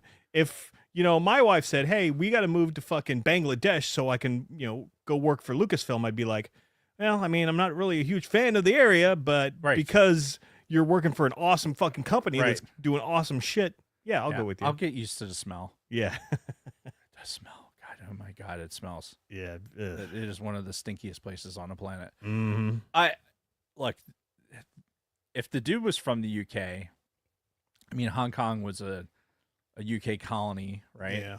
And if her husband, air quote, was from the UK and was kind of a UK snob, Mm-hmm. and was like, this is your place in the household. Oh yeah. Like, I good on her for fucking like, Yeah. hey, I'm gonna do what this thing needs Yeah, to be and- done, and we could either work it out or not. But Yeah. like, if you can't find your way to make this work, then Fuck him. go fuck yourself. I'd love to know what that guy's doing now. He's not in a fucking special that's on a fucking major streaming service. I Mhm. can tell you that. Yeah. Talking about all of his achievements and Although he might be, we don't know. I mean, Yeah. I mean, we haven't deep dived into this broad's life no, aside that's from true. what's here on this show. Yes, which we've kind of dwelled on it for long enough, I think. Though she was mentioning, and this kind of fused with the two guys, the Mark and Steve. My penis so smooth. Yeah, Mark and Steve, because they were all like younger people, like the old guard. They had their time, Right. And we talked about it too during those early episodes of ILM that they'd party it up in there. Yeah. They fucking, it was a constant, young working environment. Yeah. Um, Well, I taped the sign, but like the no sleazy geeks today, yeah. so, type shit. Yeah. So now this newer generation that was coming in, the digital generation, they're having their own fucking parties, and they're talking about how they would party in Mark and Steve's office that was soundproof. Right. It's one of the sound rooms, Yeah. and it would like show it panning over shots of the fucking room just being absolutely trashed. Yeah. Like, And they're all in there just fucking drinking and just partying it up. good on them. Because, I mean, you think about it, like these people made work their lives. Like, in watching some of this, you can see that they would stay behind, like, way after hours. They'd be there way early. They basically lived there. Like, Steve, he lived in that fucking room. Like, there was a Yeah. little bed in there and everything. So their work was their lives, but they were still in their 20s, and they still, wanted to have some good social fun. Something they need to have something in their lives. Yeah, so they did it at work. Yeah, and you can imagine, like, if I mean just the types of personalities, right? If they're working on something like, oh, I want this, I'm working on this thing. Mm. There has to be some save point. Yeah. Where I'm like, okay, this has gotten to a point where I'm comfortable with saving this Mhm. and moving away from it. Because I don't know about you, like I'll definitely work on something to a point where it's like, okay, I'm comfortable saving it here. Yeah. Because if I stop too soon, it just doesn't have this like illogical, like I need it to, if I pick it back up, I need it to have a logical continuation. Yeah. Like otherwise I'm redoing the whole fucking thing.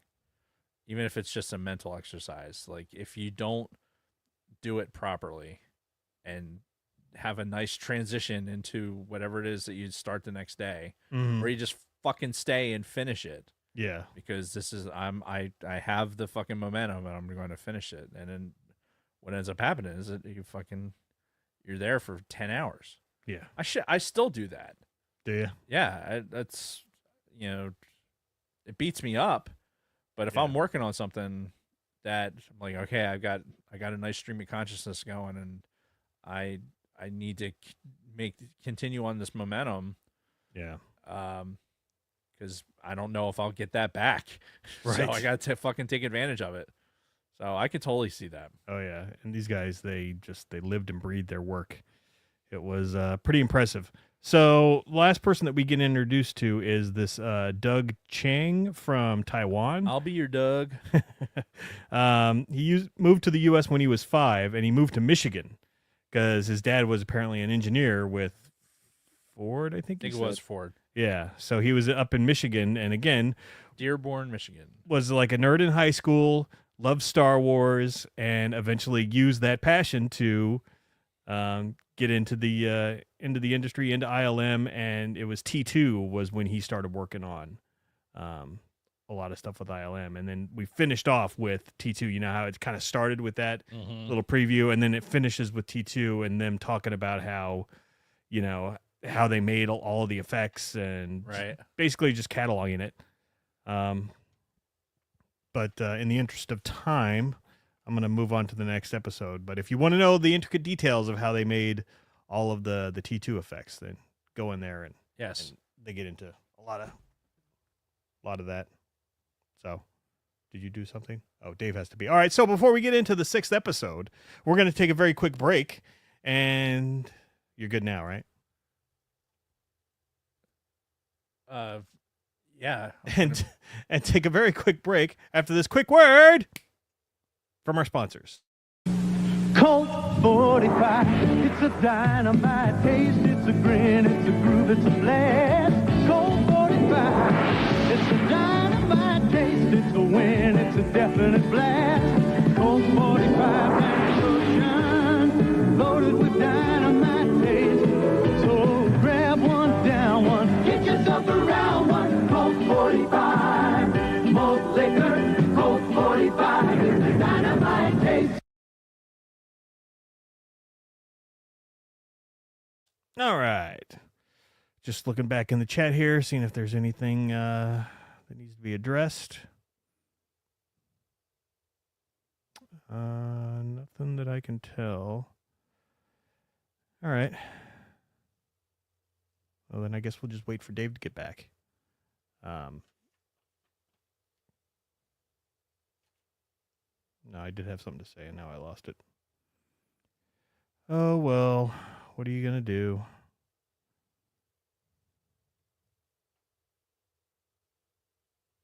Oh, what I didn't mention during the whole talk about the Fan Expo in Philly is I'm definitely going to get as many Black Series autographs as I can, because that's 4 people that are going to be there that all have Black Series figures that I can get autographs on them. Definitely want to do Anthony Daniels. I mean, that guy's not getting any younger, so this could be my only opportunity to get any kind of autograph from him. Manny Jacinto for sure, but I don't think that they have a Black Series figure of him without the helmet on. I think they only have him with the helmet, which I don't know. I don't know if it really counts as much. Though I guess Anthony Daniels and C-3PO, Obviously, you're not seeing Anthony Daniels under the fucking mask on that thing. So Yeah, but he also has 9 movies plus yeah, of being that character. mm, So he is C-3PO. true. Yeah. So Like it or not, Nick. yeah. So Giancarlo Esposito, obviously Moff Gideon. We've got several different. They're coming out with the new Moff Gideon with the fucking Mandalorian like helmet on him. Oh, nice. Yeah, they announced that not too long ago. And then who's the other one? Manny, Moff Gideon, Anthony Daniels. Who's the 4th Star Wars person? John Boyega. John Boyega, obviously. And I kind of wanted to get the Finn on the bottom left over there, the one where he's in the Stormtrooper Yeah. costume and there's the blood stain on the helmet. F1287. Yeah. I want to get him to sign that one. So that's probably what I'm going to do. That's legit. Yeah. So anyway, I guess we should get back to it. Yeah, let's do it.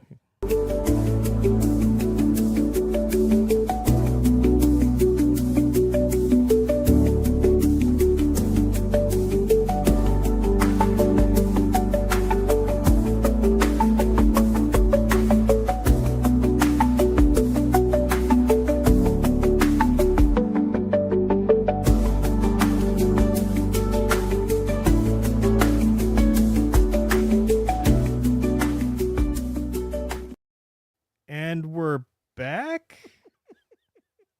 I don't know what the hell that was. I think StreamYard changed up the music on the 30-second Yeah. thing. Well, that sucks because I'm used to the. Dun, dun, dun, dun, dun, dun, Yeah. dun, dun, dun. That was different. Yeah. What the fuck, StreamYard? That was confusing. Anyway, so let's hop into episode 6. And this one was titled No More Pretending You're Dinosaurs. Right. And again, it starts off with all the Ah. main directors talking about movies and how, you know, the effects are great and all, but it's still all about the story. Like, what story are you telling in this movie, and is it being executed well? Because you had fucking Spielberg and Ron Howard and James Cameron and George Lucas all preaching, you know, all these effects are great and everything, but you still got to have a good story to have a good movie. And this is when we enter Jurassic Park, because I learned a lot about this, actually, because I had no idea they were originally going to do it as a stop motion movie for all the effects.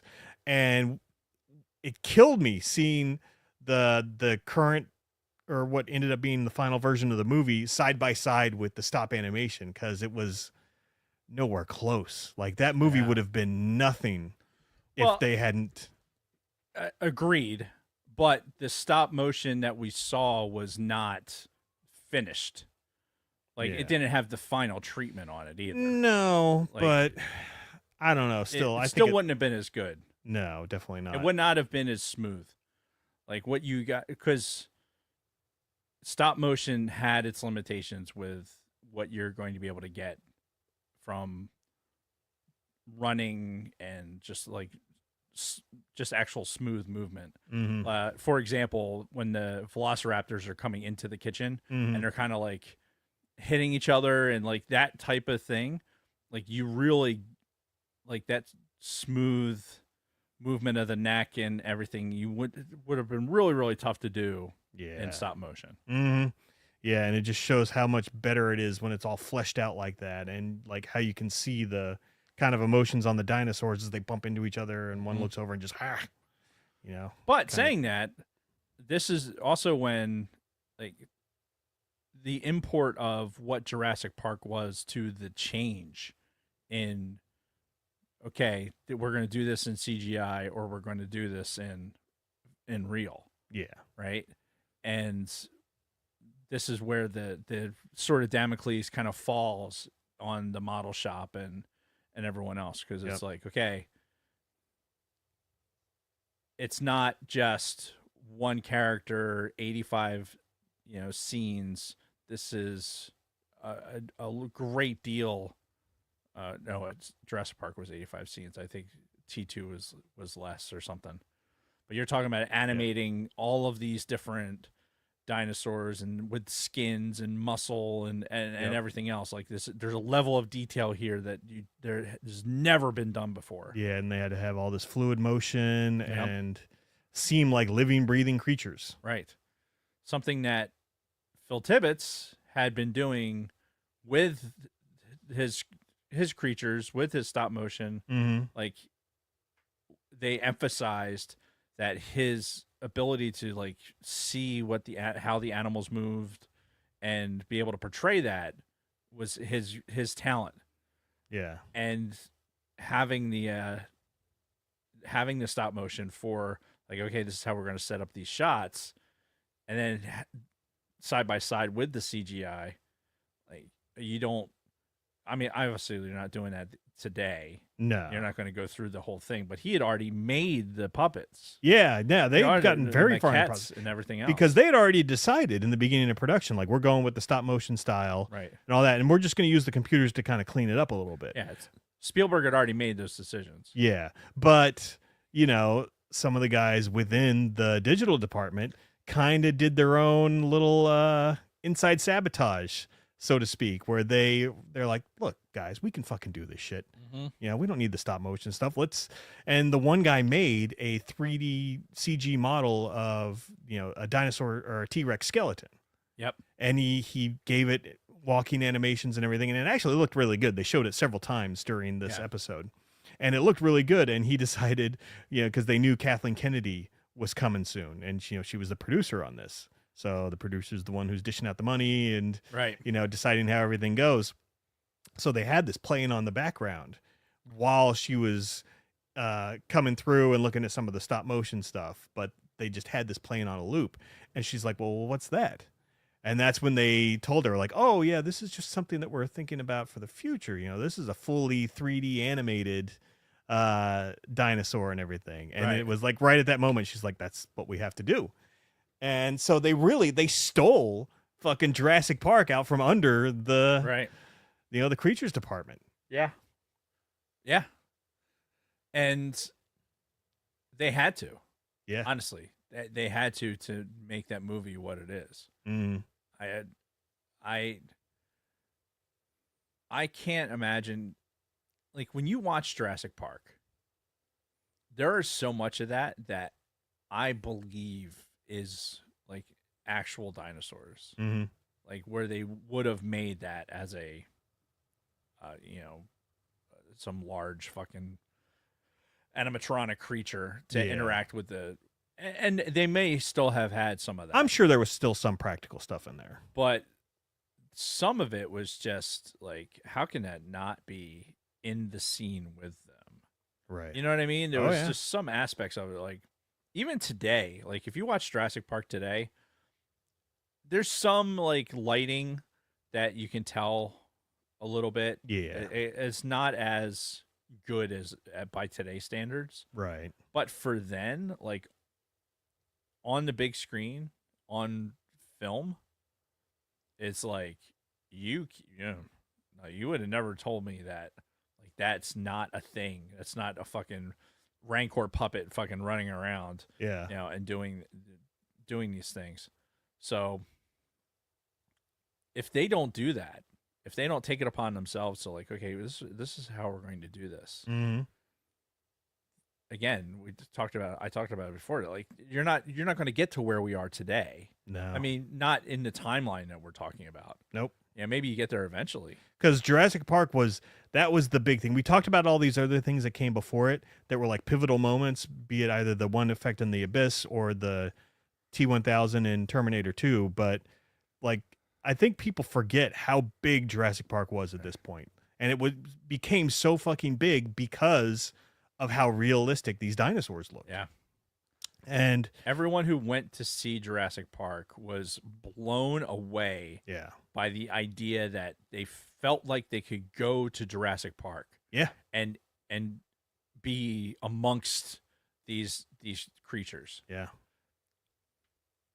So much so that like even I've been to as an adult with my children to like dinosaur exhibits that they've had in like in Philly in the Natural History Museum or something like that. Mhm. And they've had some like obviously animatronic ones that are like, no, this isn't as good as it was in Jurassic Park from 1993. Mm-hmm. Like what they had on film, this is not moving as good as it did. It doesn't feel as real to me Right. as it did when I saw it in the theater. Mm-hmm. Right? It's just it's mind blowing Yeah.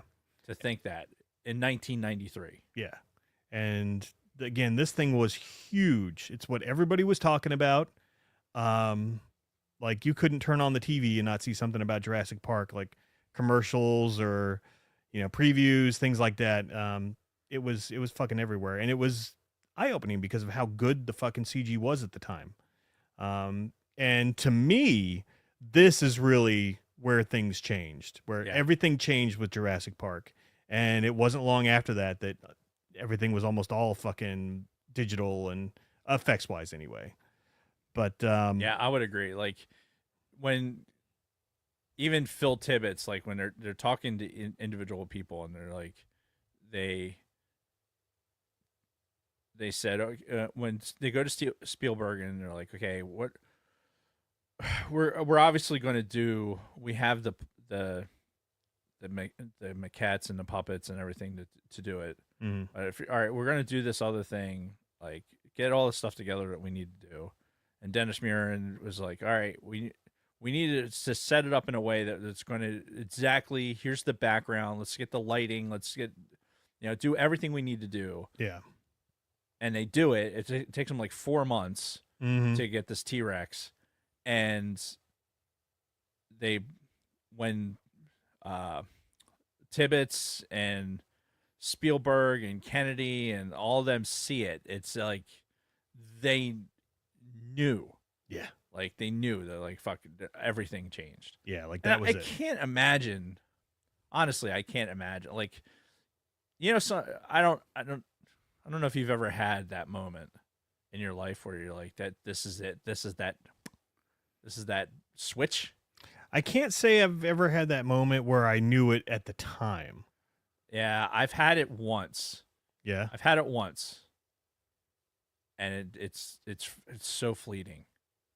But it was definitely like that recognition of like, oh my God, everything's changing. Mm-hmm. Everything's changed. I mean, 9/11 was one of them. That's just a completely separate type of thing. Yeah. But especially because of where I was in relationship to like where the stuff happened. Mm-hmm. But yeah, it's definitely, you can imagine in the theater, like the thing comes on and then they're sitting there and all of a sudden there's this fucking dinosaur like walking around and you know that none of that is real. Yeah. And just going, what the absolute fuck? Like, and just losing your mind to be like, this is the whole movie is going to be like this. Yeah. And it's going to make a fucking, I was trying to bring up how much money it made. Mm-hmm. But just isolating Jurassic Park, is it being a pain in the ass? That wants to group all the other bullshit with it. Which I'm not a huge fan of all the other spin-offs, honestly. Yeah, I saw the second and third Jurassic Parks. I thought they were both garbage. And I've never seen the Jurassic Worlds. So Jurassic Park had a $63 million budget. It grossed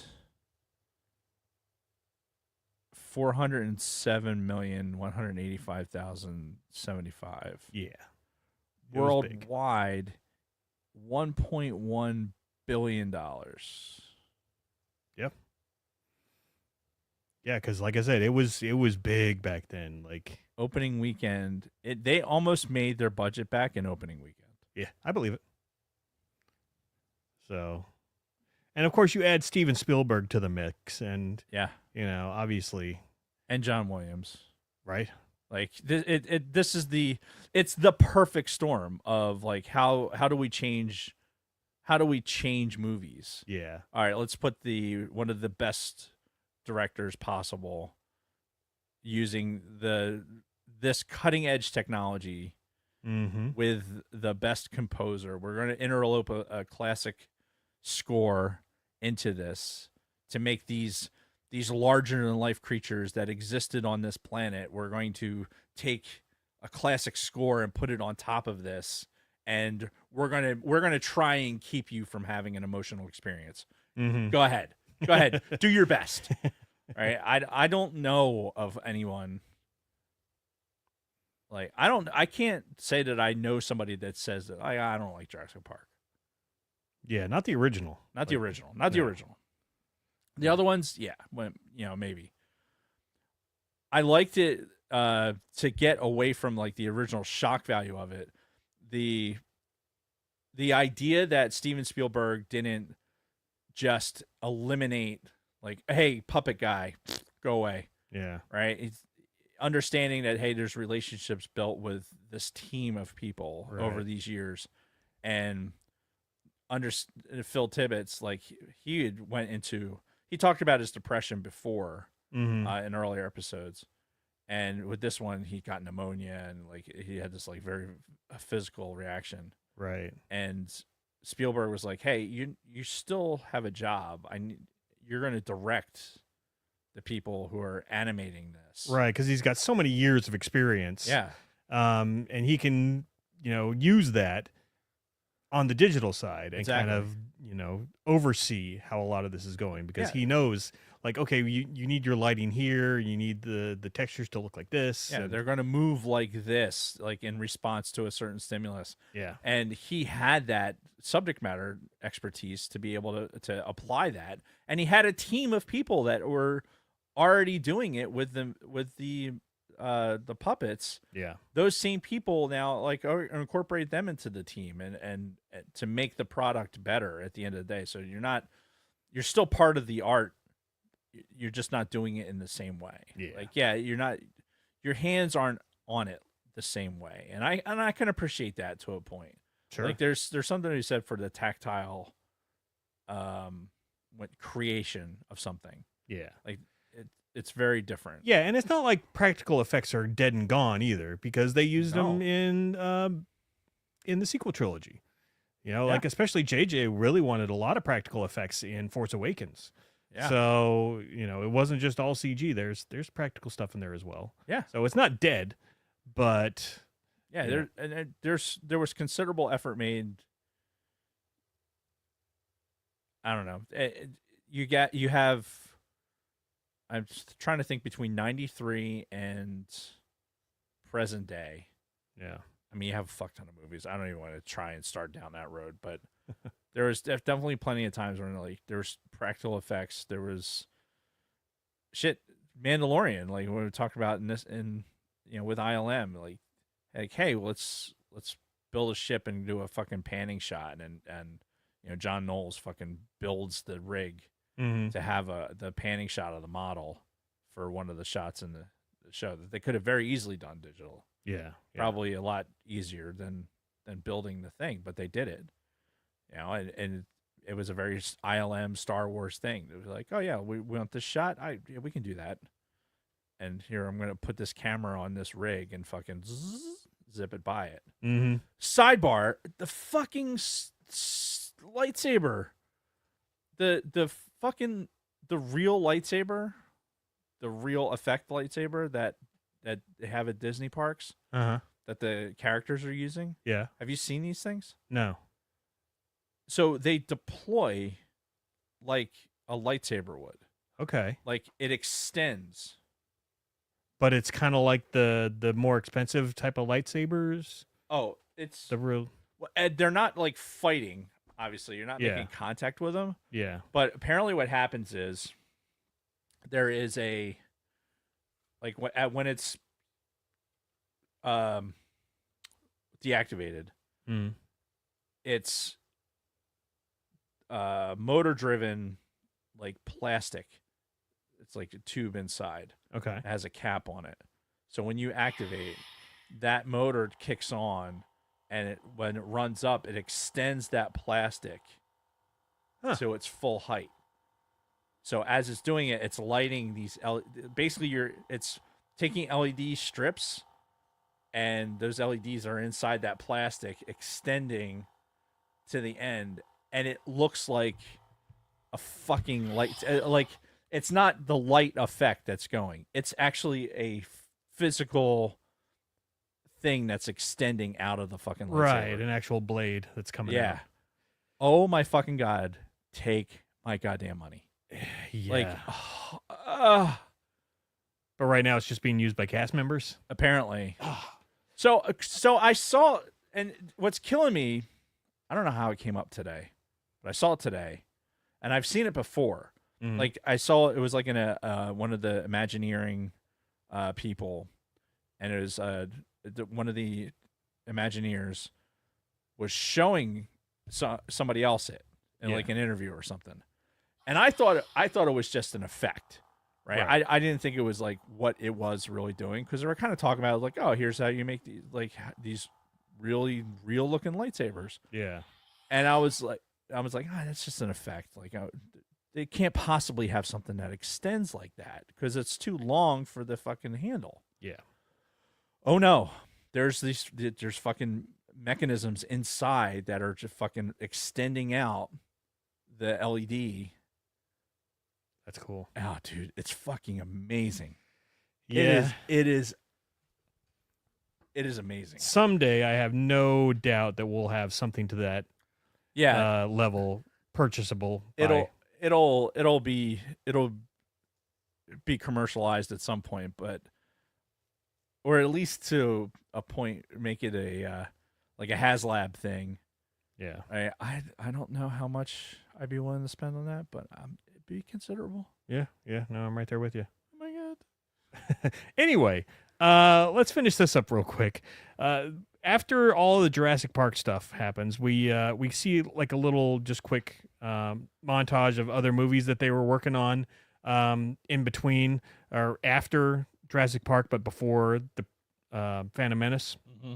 So we see things like Casper, the ghost effects in that were all CG, Jumanji, Forrest Gump, some more stuff like some more jumps like that, and it all led to the prequels.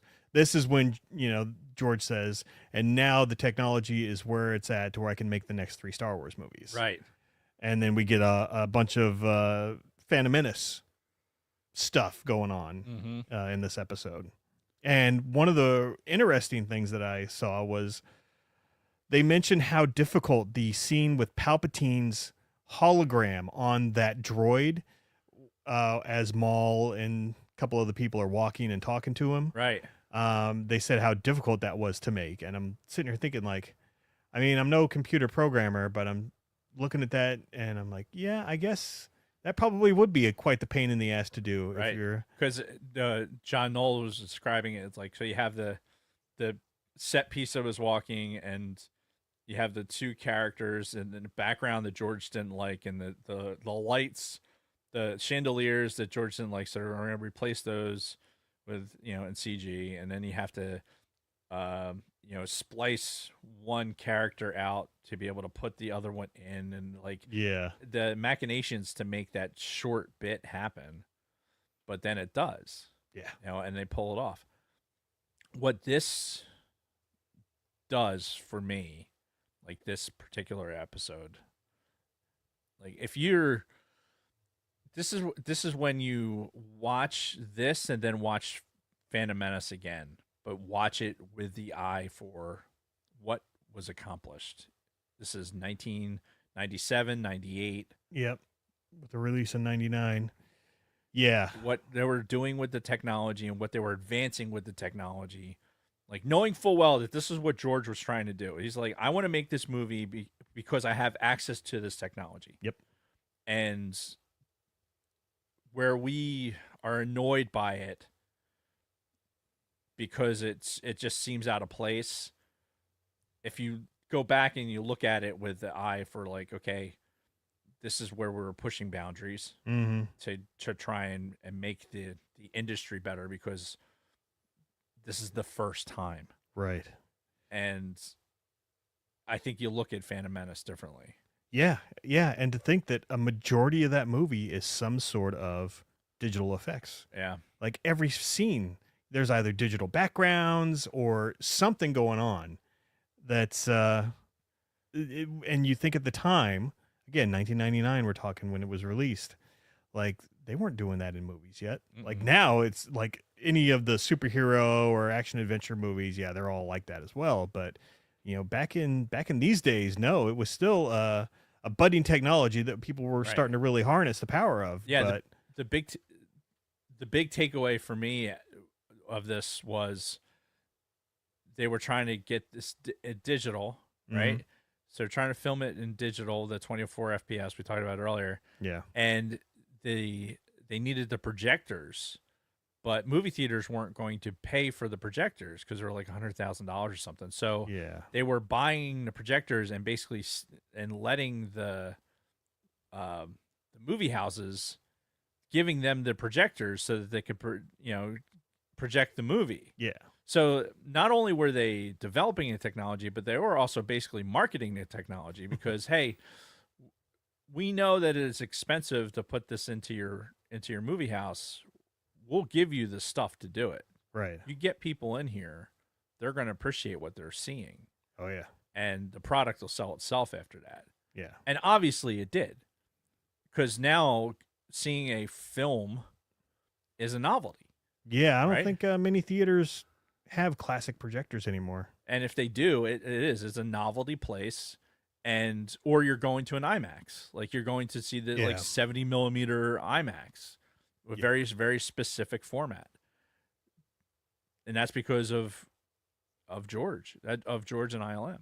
Yeah, Without them having the fucking having Star Wars as the engine that drove that, like, Yep. hey, here's the fucking projectors, here's everything you need to fucking make this, get people into your theater, just fucking do it, it'll work out, trust me. yeah, And it's like, all right, well, fuck yeah, it's Star Wars, let's fucking do it. And sure shit, it fucking worked. Yep. Oh, And it's funny too that it was Star Wars again that pushed that envelope, much like it did the first time around with the models and the practical effects and everything else. Now we've come to a point where again they're innovating, but now it's within the new Star Wars movies. right. Or innovated to the point where, like, at the end, or in the interim, you have, like, Favreau talks about with Iron Man, who's like, I don't know how much CG I really want in this. Mm-hmm. And then realizing, like, CG is going to make my movie better. Yeah. And then fast forward to The Mandalorian, where you have the volume. Yes. Which is, like, honestly, is one of my favorite fucking things I've ever seen in my life. Yeah, it's so amazing the way that they did that. I want that's, if I could get the opportunity to tour something, Mm-hmm. I would want to tour that. Yeah. I'd want to, like, go stand there and get the effect, because you see them standing there and, like, you see Favreau talking to somebody, and in the background they're fucking they're going at, They're going to hyperspace or something. Yeah, exactly. They're in a hyperspace tunnel. Yeah. Like, you know what's going on in the background right now, right? Yeah, that's why I couldn't be a crew member on that. I'd just be watching, just like, Yeah. It's like, Jason, you're supposed to lights.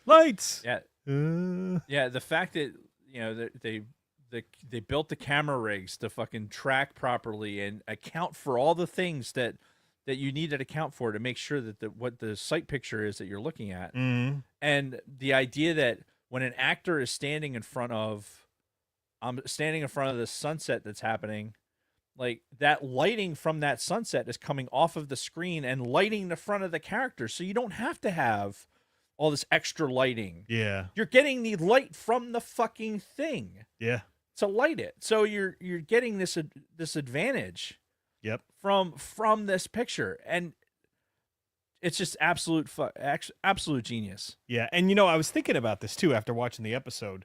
Like, this is just the first iteration of this. Imagine the future. There's probably going to be a point where they just make a whole sphere, like an entire sphere that's completely self-contained and has everything that they need, that they film out of. Honestly, this is, like, there's a case to be made for getting flight simulation within the same parameters. Yeah. Like, so if when you're in the aircraft and what's going on, because right now, even in a Class D simulator, what you're getting in the front of the aircraft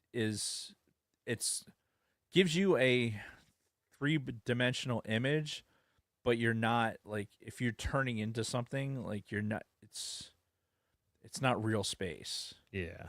Whereas I think if you're using this technology, like it's picking up where everything should be, like with lighting and shadows and everything else, I think you'd get a much more realistic sight picture. Sure. Yeah. Now, granted, you still have to make the motion like actually work for that, and that'd be the challenge with the spear, sure. right? Would spear? Sphere. Sphere. Challenge with the sphere, the round thing, is making the motion actually coordinate with that. But it certainly can be done. I mean, it's just a matter of computing power, and Mm-hmm. I think we're getting to a point in probably in the next 10 years where that computing power will be almost effortless. Yeah. You know, we're on the cusp, I think, of getting past silicone-based computing. Yeah. Once the quantum computing really takes off, Yeah. holy shit. Yeah, we're solving the cooling issue of the fucking silicone-based computing by just bypassing it and going to quantum computing. I think it's going to be interesting. Yeah. Though when that really becomes a thing, that's going to change a lot of the world, and it's not all of it for the good. That big facts. But that's a subject for another day. But hopefully we'll be sitting in front of an Xbox 360 and playing, something Yeah. offline. Guitar Hero. Anyway, so yeah, we get a lot on the volume, a lot on Jon Favreau, and then the episode kind of ends with sort of a kind of a recap and they're going back through all of the innovations through ILM and everything, and it's kind of a nice cap on the whole series. Right. Just kind of tying everything back together. But yeah, it was a fantastic series. Yeah. And I highly recommend anybody out there that's listening, if you haven't watched these yet, like don't take our word for it. Go see it. Yeah, Go watch it, and they're an hour long, and it's great behind the scenes stuff for Star Wars and just for this stuff that we love. Yeah. Just in general. And it gets into how some of this technology came to be, some of the politics behind it, with schmoozing the directors and the producers, and picking and choosing what to show them. Yeah. So it was great. I loved it. You guys got to go watch it. Yep. I'm glad I talked you into it. Yep. Well, that's pretty much the end of the episode. I know we've got a couple of things to get to real quick. We're going to talk about ATSW Family Happenings, Mm-hmm. and then we're going to do that thing. Yeah. And so on Wednesday, ATSW Escape Pod will be freeballing again. Mhm. That's our thing now. Discussing the latest in sports, video games, movie time, and the hot sheets. Join Don Dallas News, Pretty Big Lovin', and Dragon Buddy in the live chat at 19:05, 7:05 Eastern Daylight Time. I'm waiting for it to appear. Jason doesn't have a foot fetish. I'm just waiting for that to show up in the thing so I can holler it. All lies. Thursday, Alan and DB. I said doesn't. Right. You said all lies. Well, yeah, what she wrote in there was all lies. Oh, okay. Yeah. Again, you're giving mixed messages here, dude. Thursday, Alan and DB continue marching with Cage. Month with 2017 horror comedy Mom and Dad, starring, you guessed it, Nicolas Cage. First, you need to view it for free on Pluto. Then catch the review at Grave Reviews on YouTube at 20:00 p.m. Eastern Daylight Time. In case you missed it, Swedes metal band Till the End filmed their latest video at an abandoned Soviet hospital while touring in Budapest. Make sure to follow Big Swede at both Swede Studios and Till the End on YouTube and the socials to be notified of the upcoming release. We got no new news this past weekend from Use and Abuse Layman Terms. And Orange and Fett Show, we found out live on the show that Orange and Fett is doing Rocky 4. Quattro. The best Rocky. Okay. And it does, in fact, say... Jason does not have a foot fetish. Fuzzinto. That's what it says. Okay.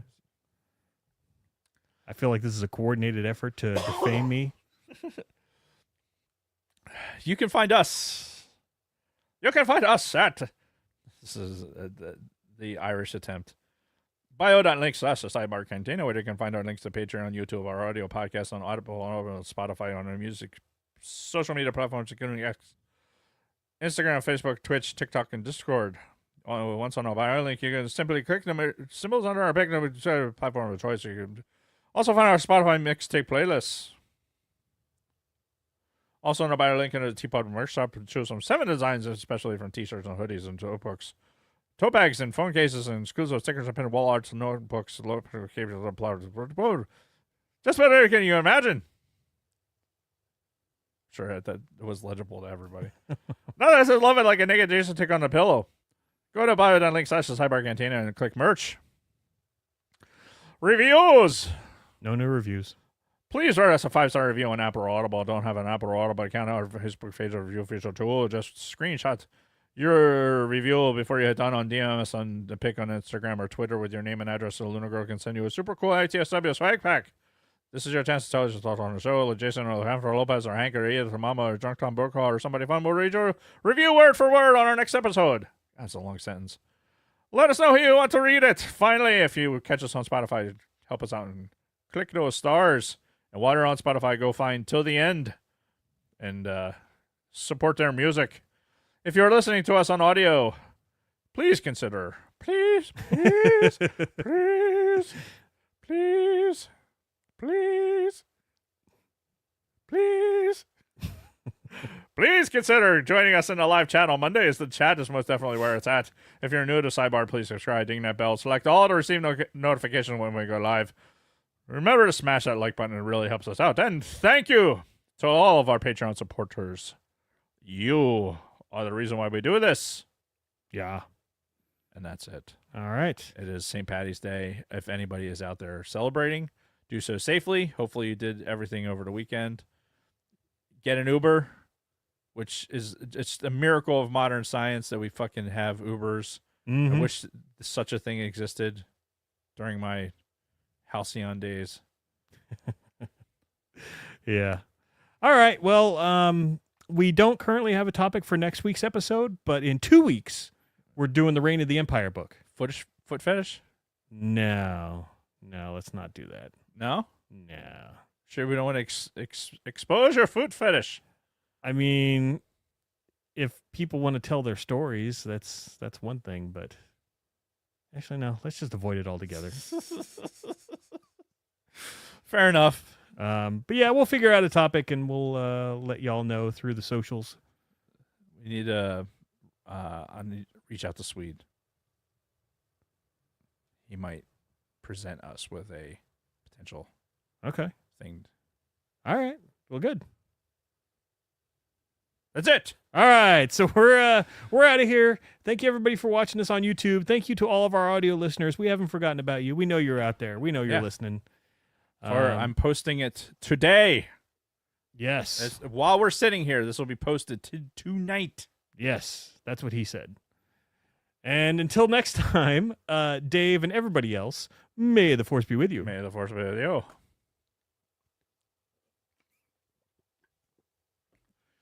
Okay, lad. Now, what do I click? That came out more like. That was good.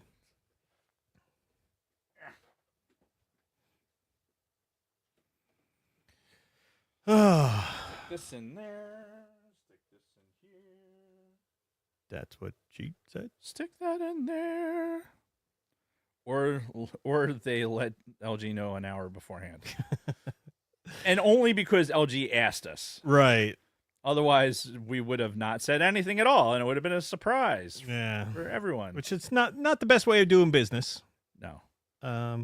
We'll try to be better. We're not the best. Yeah.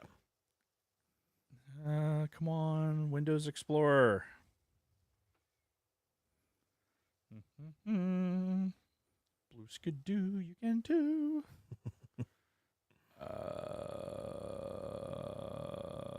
Yeah, Nick coming on the show would be cool. Was If he that, in the chat at all? not that I saw. No, it's pretty light chat today.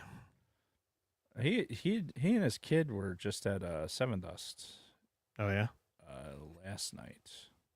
that's cool. I wonder if I could just I don't have to transfer this onto my hard drive. I could just make it Yeah, install update. just do it. Do it. Do it. Steer it. All right, I got to go back in the house, so I think I'm going to end the stream now. But thank you everybody for joining us and staying with us. We love you guys. Yes. You're the best, Thank you. and we'll see you next week.